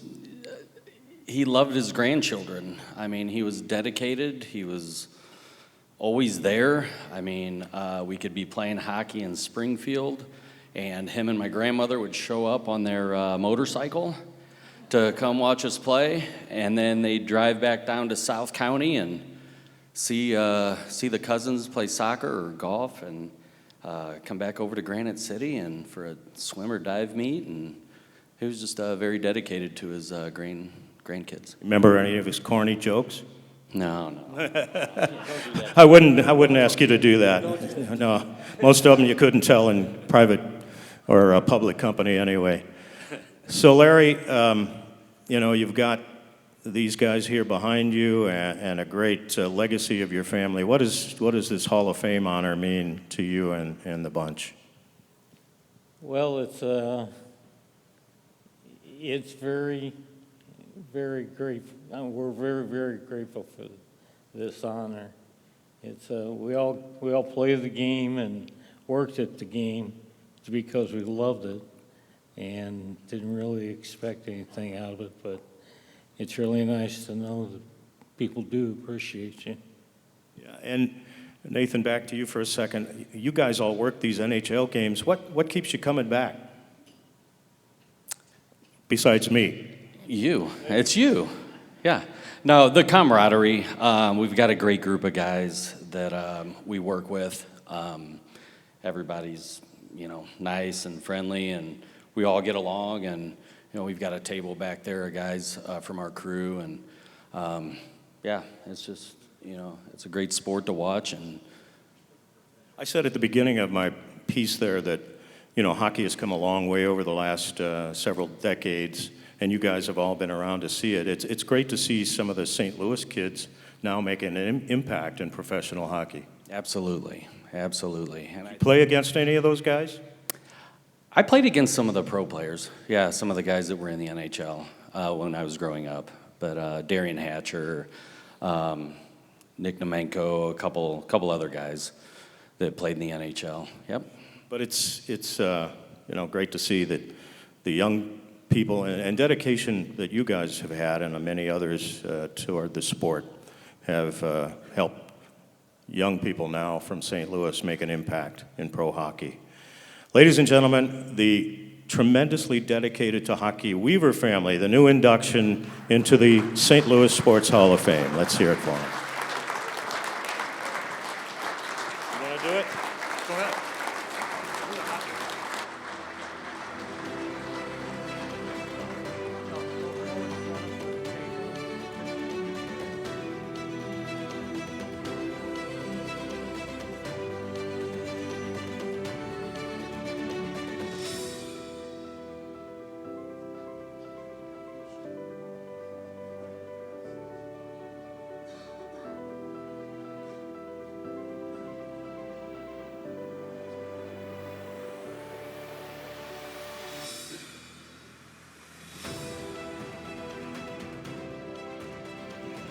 Our next inductee will be another person we wish could be here to enjoy it.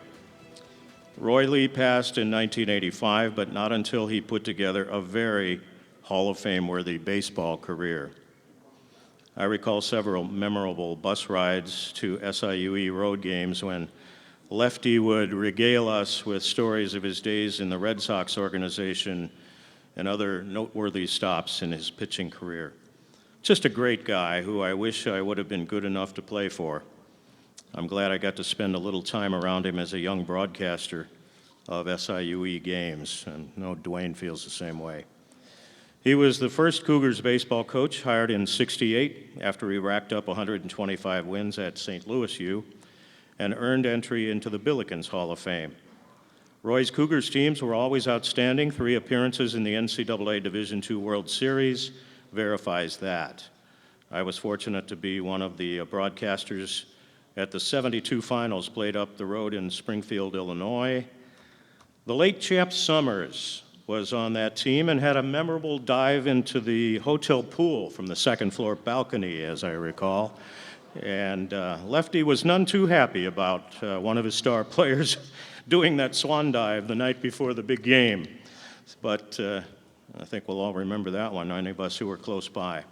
Much more about Roy's career accomplishments in tonight's program, and it's time to hear more in the interview of his son and Commissioner Emeritus of the Frontier League and a valuable member of our Hall of Fame committee, Bill Lee. Please welcome to the St. Louis Sports Hall of Fame, with your applause, Roy Lefty Lee.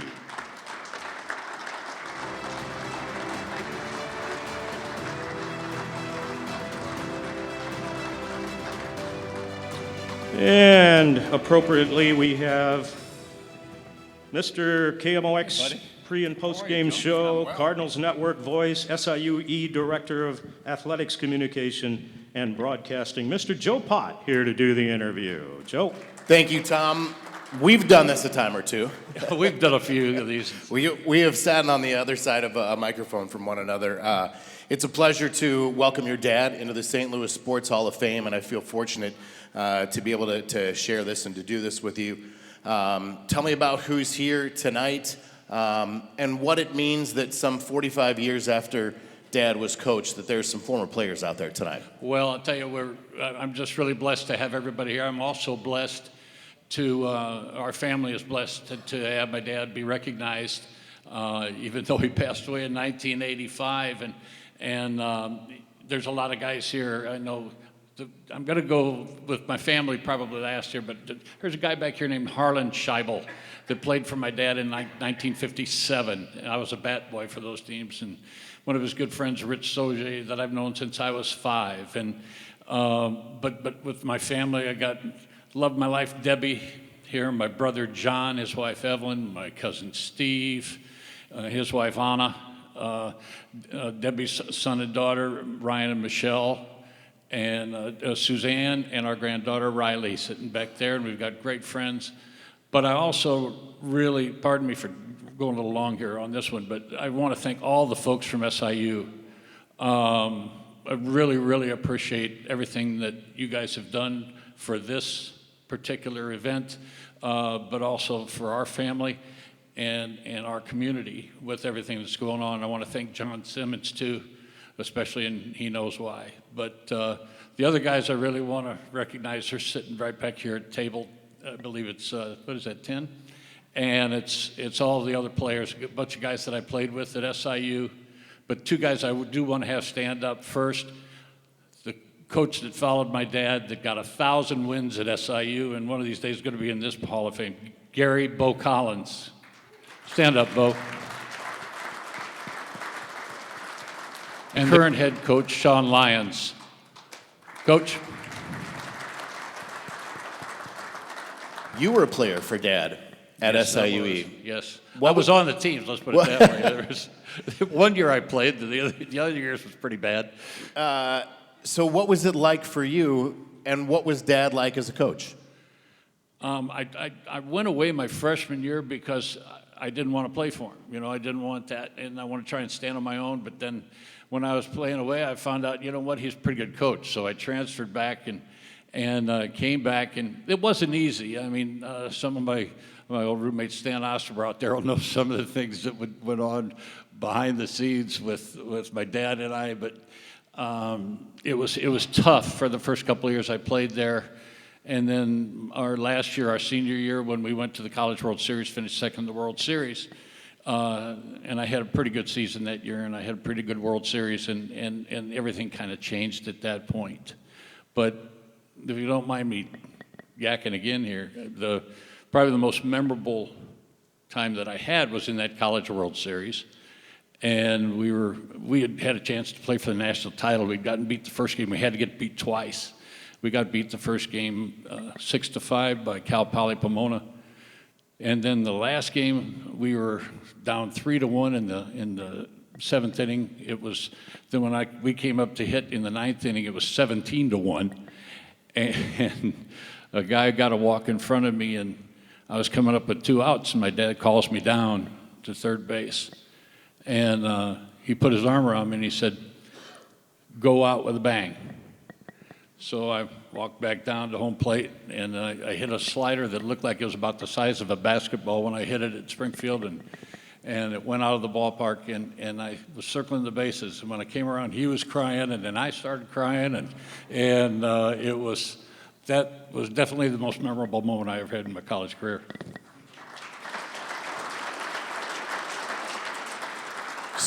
So Dad's at St. Louis University, successful coach at St. Louis University. 125 wins there for the Billikens. In 1968, when SIUE begins their athletic program, he's lured away to start a new program, but you told me when we talked before there was another good reason that he went to SIUE, right? Well, yeah, because when he was hired at St. Louis U, they only paid him $6,000. And then he wanted to hire Joe Ducky Medwick as his assistant coach. So they said, well, we're not giving you any more money. You got to pay your assistant coach out of that. Well, Ducky wanted $4,000. So he gave Ducky $4,000, kept $2,000, and kept his other job in the Collinsville school system and coached the St. Louis University Billikens. And they went to, they won 4 straight Missouri Valley Conference titles from 63 to 66. And 65, they beat University of Missouri and went to Omaha and the NCAA World Series at Omaha, and they lost 2 games there, but it was both to Arizona State that had a couple of guys, one named Rick Monday and the other one Sal Bando, were on those particular teams. So it was a pretty good club they had there. And I tried to get some of the old Billikens back here, Joe, to come back, and it was kind of funny. I didn't realize at first when I was calling them, but the same story was, well, you know, I'm 83 or 84, and that's past my bedtime. So you were talking about a salary at St. Louis. It got better when he went to SIUE. And, yeah, I think he got like $19,000, and Harry Gallatin lured my dad and Bob Gelker from St. Louis U, both of them. They both started the programs, and they both had the opportunity to start the programs. And of course, by 1972, Gelker won the national title in soccer, and SIU had made a College World Series appearance in baseball, and the Division II version of the SIU Cougars was pretty much a national power. What do you think your dad would feel like knowing that the players of today are playing on a field named in his honor? Oh, he'd be so happy. And one thing that I've had several people say to me tonight was that knew my dad well, that in the late 60s, he was way ahead of his time with a lot of things about analytics and using high-speed cameras and doing this kind of stuff. And then the great fun one that everybody has with it is called the elliptical swing that he was trying to teach everybody. But he was very sharp, and well, when he played, he did get to the big leagues. You know, he was 0-2 with an 11 ERA. And I think he was up for about a month. So his career did not quite match up to Les Miller's, but I think they knew each other at some point in time. But it was fun to watch him. And then his dream was to always have that baseball field built down there, and that meant so much to him. And then when they named it that in 1985, and then about 20 years or so later, John Simmons came through and upgraded the entire complex. And I'll never forget this, John, when we were, that Saturday morning when we were out there and we were dedicating the field, and I said, John, thanks so much for what you're doing for the program. And you said to me, yeah, but we're never going to change the name of the field. And that meant a lot. Thank you.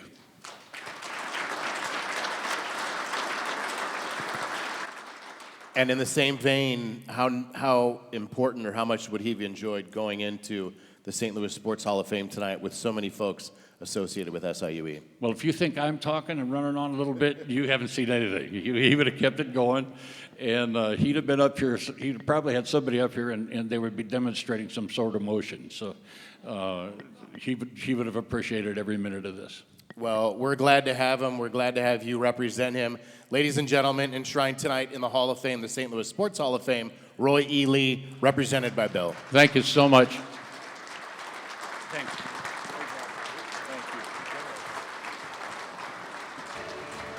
Am I right that Roy and Les Miller pitched against Satchel Paige at the field in Belleville one time? They were on the Stags, and I think they won that game, is what I heard, right? They beat Satchel Paige. Wow. So lots and lots of SIUE connections in this winter enshrinement class, and our next inductee provides yet another one. His broadcasting journey has taken him from East Alton Wood River High School to SIU Edwardsville, through stops at 3 Major League Baseball jobs before landing the lead play-by-play television job with the Tampa Bay Rays. The franchise was brand new, and they chose Dwayne. He's been there for the last 26 years. Dwayne Stats, of course, I'm talking about. I like to get to the park roughly 3 hours before first pitch. What's up, buddy? I've been here from the beginning, handling the Rays television play-by-play. It is the one thing that I had always wanted to do. How'd you get that ankle bracelet off, Jimmy? I'm wearing it for you. 1998 was the first year for the franchise here. They offered me that job. It sounded like a great opportunity and a great place to be. We are fashion trailblazers. TV is a collaborative effort of all of the camera guys, and producer, director, analyst, play-by-play guy. Somebody fast forward music.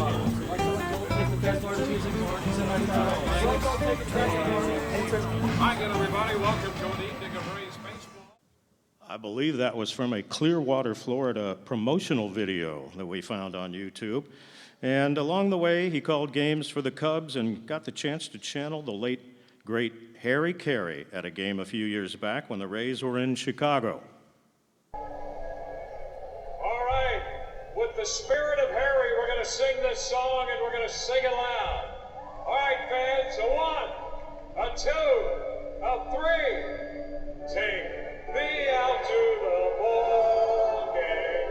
Take me out to the crowd. Buy me some peanuts and... You know how the rest of it goes. And Dwayne was not in the choir at SIU Edwardsville. There's much more about his career in the bio written by Dwayne's SIUE contemporary Steve Porter in tonight's program. And having been an SIUE classmate and broadcasting partner of Dwayne at our campus station back in the early 70s, we all knew that he was the holder of the talent and drive to be one of the best in the baseball broadcasting business, and of course, he's proven us right. He will certainly be in the Baseball Hall of Fame one day. He's already in the SIUE Alumni Hall of Fame and the Athletics Hall of Fame. So with your applause, please help me welcome Dwayne Stats into the St. Louis Sports Hall of Fame.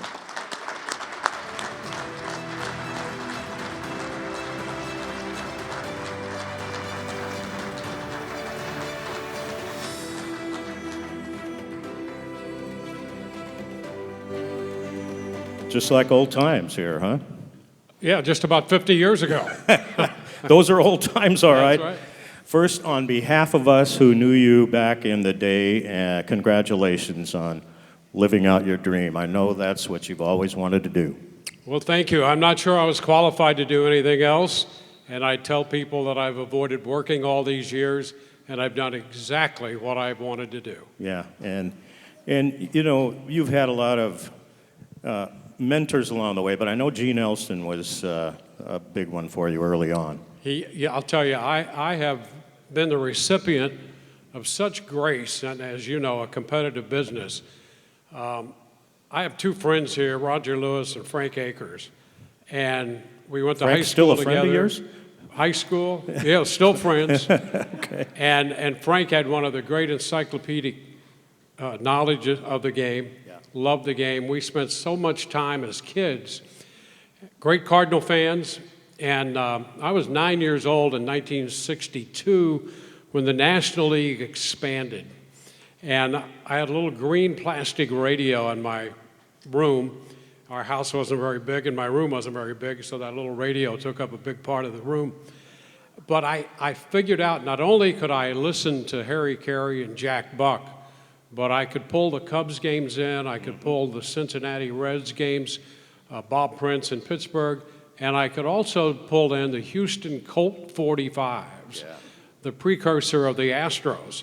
And for a 9-year-old kid, that was magic. Sure. When I could tune Gene Elston and Lowell Pass on top of Harry and Jack, it was baseball heaven for this kid. And that had a great impact on me. And what were the odds that years down the road that I would work with all of those guys I was listening to when I was 9 and 10 and 11 and 12 years old? It's grace. It's pure grace. That's what it is. Pretty amazing. Gene Elston's catchphrase was, on a strikeout. Well, He Gene, breezed him, right? Well, that was Lowell Pass. That was Lowell Pass, Yeah, he okay. breezed him one time. But Gene, and I wrote letters to them.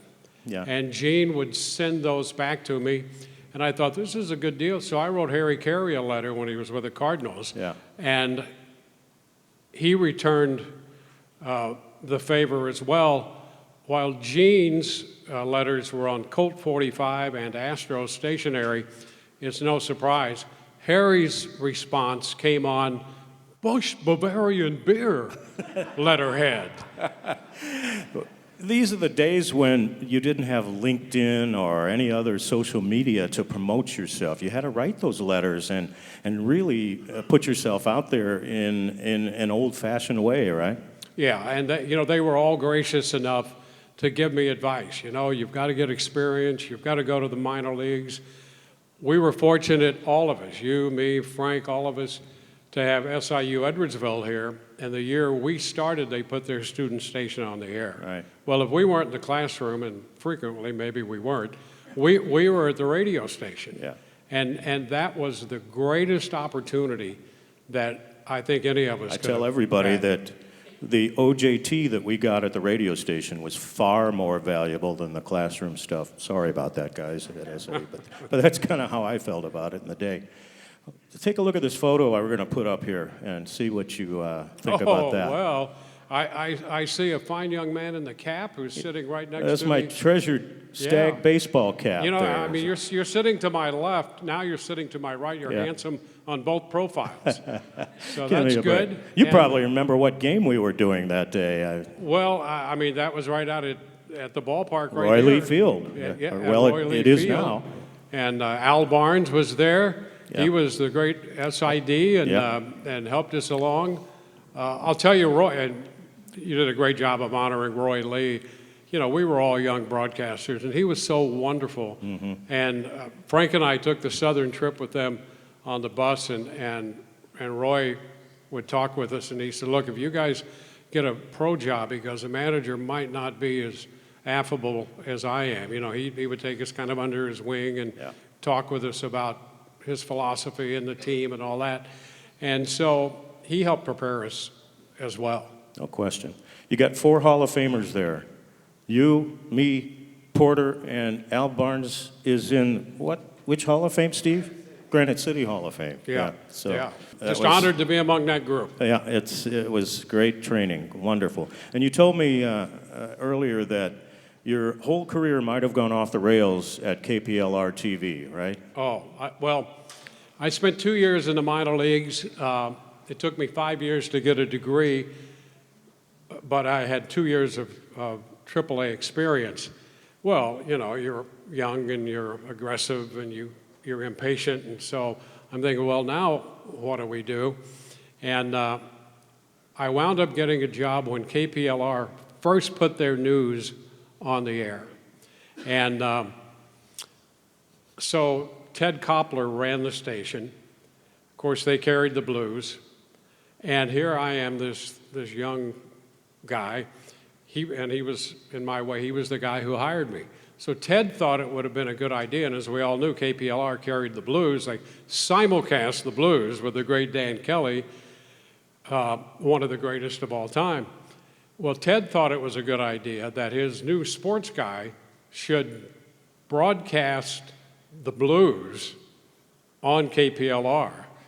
Well, I'm only 22 years old. I'm going, I don't think this is a good idea. I mean, my career was going to be over before it started. And fortunately, sounder minds prevail there, and so I got to do some soccer stars in the North American Soccer League. But by avoiding that, I think it saved my career, because the great Dan Kelly, nobody was going to replace him. Yeah. And I was, I think it was because I had a degree from SIU Edwardsville, I was smart enough to know that. Good thinking. So you've got your lovely wife with you tonight. Anybody else that you'd like to thank while you're up here? Well, I'll tell you, I mentioned these 2 guys who have accompanied me here. There are a ton of people. I've been married to 2 wonderful women. My first wife, Dee, we lost her to lung cancer. And my wife Carla, she was widowed as well, and our families were close friends. Everybody knew everybody, so I've been blessed with just wonderful companions to go through this life with. Talk about your kids. Oh, I 2 daughters and 3 grandchildren. Our oldest grandchild, Gabe, the son of Dan Wheeler, who pitched in the big. Matter of fact, I was going to ask you about he him. threw the final pitch in Bush Memorial Stadium. Really? Because Before the new stadium was built.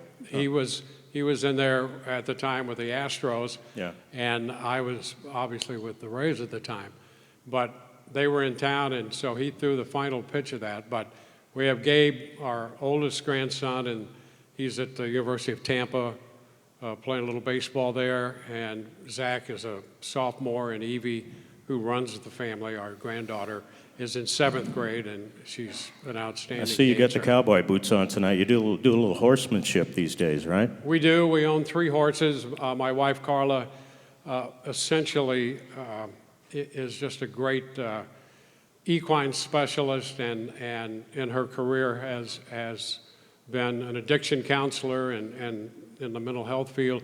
And so we have formed a 501c3 where we bring veterans and law enforcement people in to spend 3 days, maybe 4, in a weekend to address some of those issues and through equine therapy. The horses are great. Horses are just Congratulations fabulous people. on that good work. Yeah. Way to go, Carla.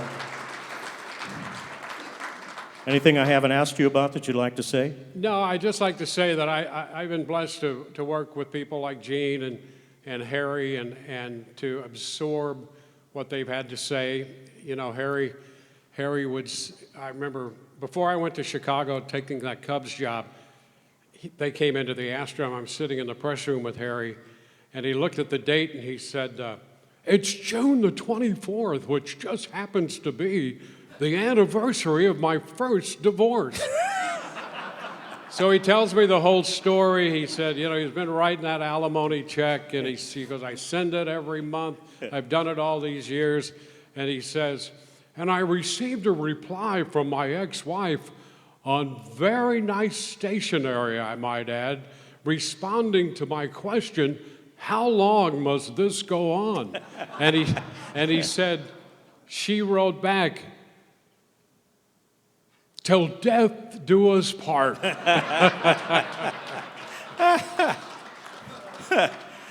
You know, Barb and I were on vacation in Florida a number of years ago when our boys were small.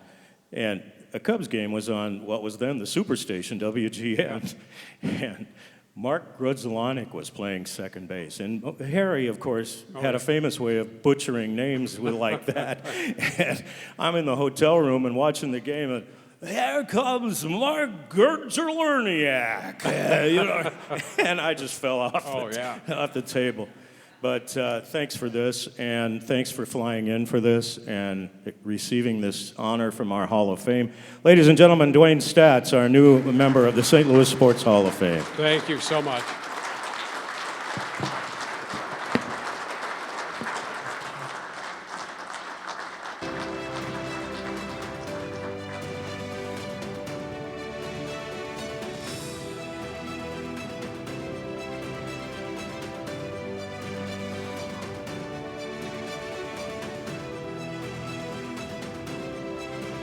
Well, try as we might, we couldn't find an SIU Edwardsville connection to Dawn Elser, but she's, you know, somebody who's definitely Hall of Fame worthy, as I'm sure you're about to find out. The St. Louis Sports Hall of Fame, though, wants to thank these people up on the screen, businesses who were instrumental in helping make tonight's event happen. Thank you very much, all of you, and if you would please give them all a nice round of applause.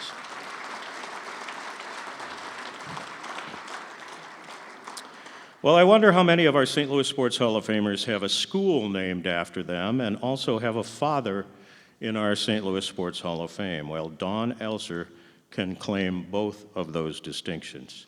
A short personal story here. My dad was a Belleville alderman who also served on the Citizens Park Board back in the 1970s. And I would occasionally tag along with the old man on work days at the park.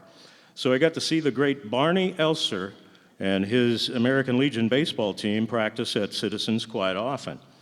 And I would marvel at the little girl running around in the outfield shagging fly balls off the bat of these high school-age kids. Little did I know then that I was watching our next Hall of Fame inductee.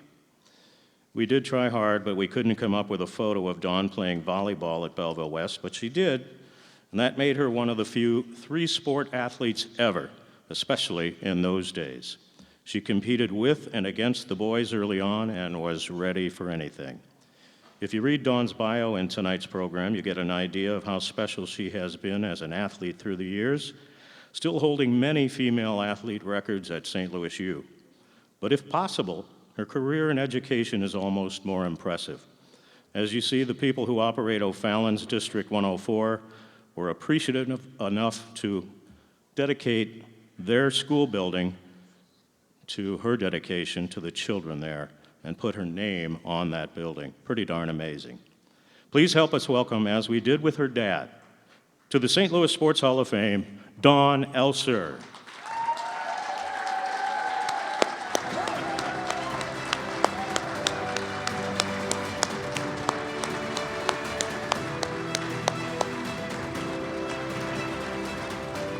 And Joe Pott is back to talk with Dawn. There's a degree from SIUE there, right? There is. Right? I went to all my graduate work and my master's degree and my specialist degree at SIU Edwardsville. So who would have thought? That's all right. We found it for you, Tom. How special is it to be here on this stage and to be inducted into this Hall of Fame after your dad was inducted in 2018? This is just an unbelievable honor. My father, knowing all the good he did for, all the young men of Belleville and the American Legion, I knew he was a great athlete and then a coach. To be inducted into the same St. Louis Sports Hall of Fame is just an amazing honor.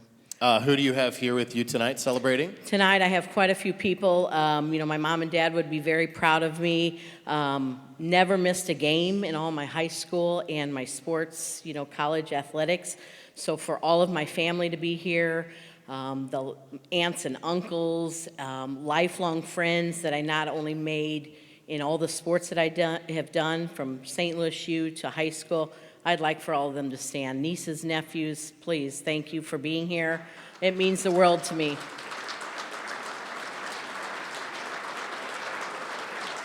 Thank you for being here. As Tom mentioned, you get your start, obviously, playing, with Dad's teams and being around the guys and being around those teams. What does that teach you? Where does that get you to start off in sports? I didn't know any different, everything was all about baseball when all of us kids were growing up. That's all we knew. So if Dad was going to practice, hey, can I go along? But to go out there, the other night in the grocery stores, about 2 weeks ago, a man came up to me and he said, hey, do you remember me? I knew exactly who he was. He said, I still remember you catching those line drives hit off the bat of the guys. And I think, that is what made me the best ball player that I could be. Can you imagine as a 6, 7, 8-year-old catching balls in the outfield of those guys who were hitting the ball? So, it is, what made me who I was. That's all I knew. It was to work hard and to just pour my heart into all of it. Dawn, Tom mentioned one of the few three-sport athletes, somebody that excelled in volleyball and softball and basketball. When we had a chance to visit, you told me that was something that was important to you. And obviously, it's a lot different than what we see today from athletes who are often wanting to specialize in one sport. It is. Back then, I loved sports. The more I could play, the better I was. Volleyball, is a different set of skills than basketball, than softball. I was asked over and over again all summer, could I play softball? And I always said no. I wanted to play all sports. So Today's athlete, unfortunately, I think they focus on one sport, and I've coached at that level in high school, and they get to their senior year, and it's been softball I've coached, and they're like, oh, I'm burnt out, I'm done, I've played all summer. So I think playing all, different sports really kept me loving every game and loving sports. And it influenced your decision to go to St. Louis University. Again, I love sports. Probably my best sport was softball. I had a couple offers to play softball, and I always held that little bit that said, I love basketball. Is there somebody out there that's going to let me play two sports? And John O'Brien from St. Louis U came to watch a basketball game, and the next week he offered me a scholarship in conjunction with a softball scholarship, and St. Louis University gave me the opportunity to play both softball and basketball. She did all right. 2 top 5 career records in basketball. She's still got 7 in softball at St. Louis University as well.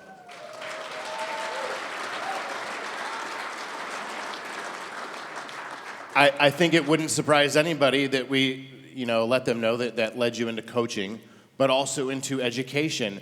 And you even told me you were surprised yourself at kind of the path your career took, from a professional to a teacher to an administrator, ultimately to superintendent. Right, and I think it kind of goes back to sports, and you say, people are like, oh, they play sports, but sports is what gave me that commitment, that dedication, that drive, and I think of, somebody says, oh, you're just going into teaching, and it kind of really stuck with me back then to say, yeah, just teaching, but you think of all the lives you can influence as a teacher.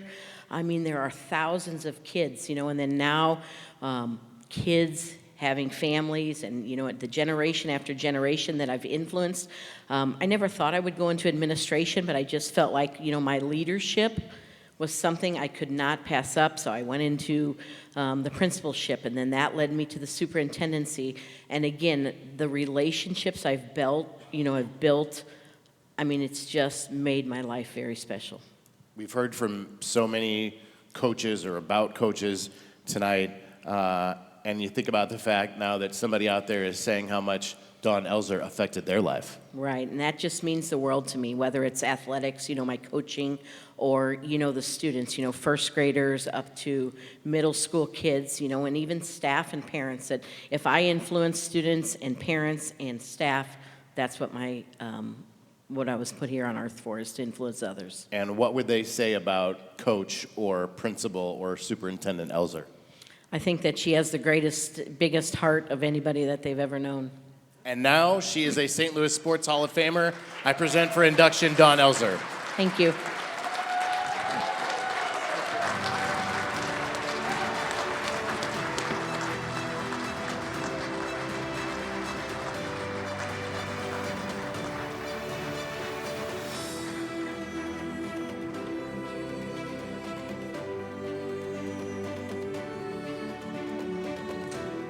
Our website is stlshof.com. All of these interviews tonight will, sometime in the near future, appear there. We have that YouTube channel that Tim talked about. Anything you want to have said, Wes? The SIU Edwardsville people want to take a photo, and where should they do that?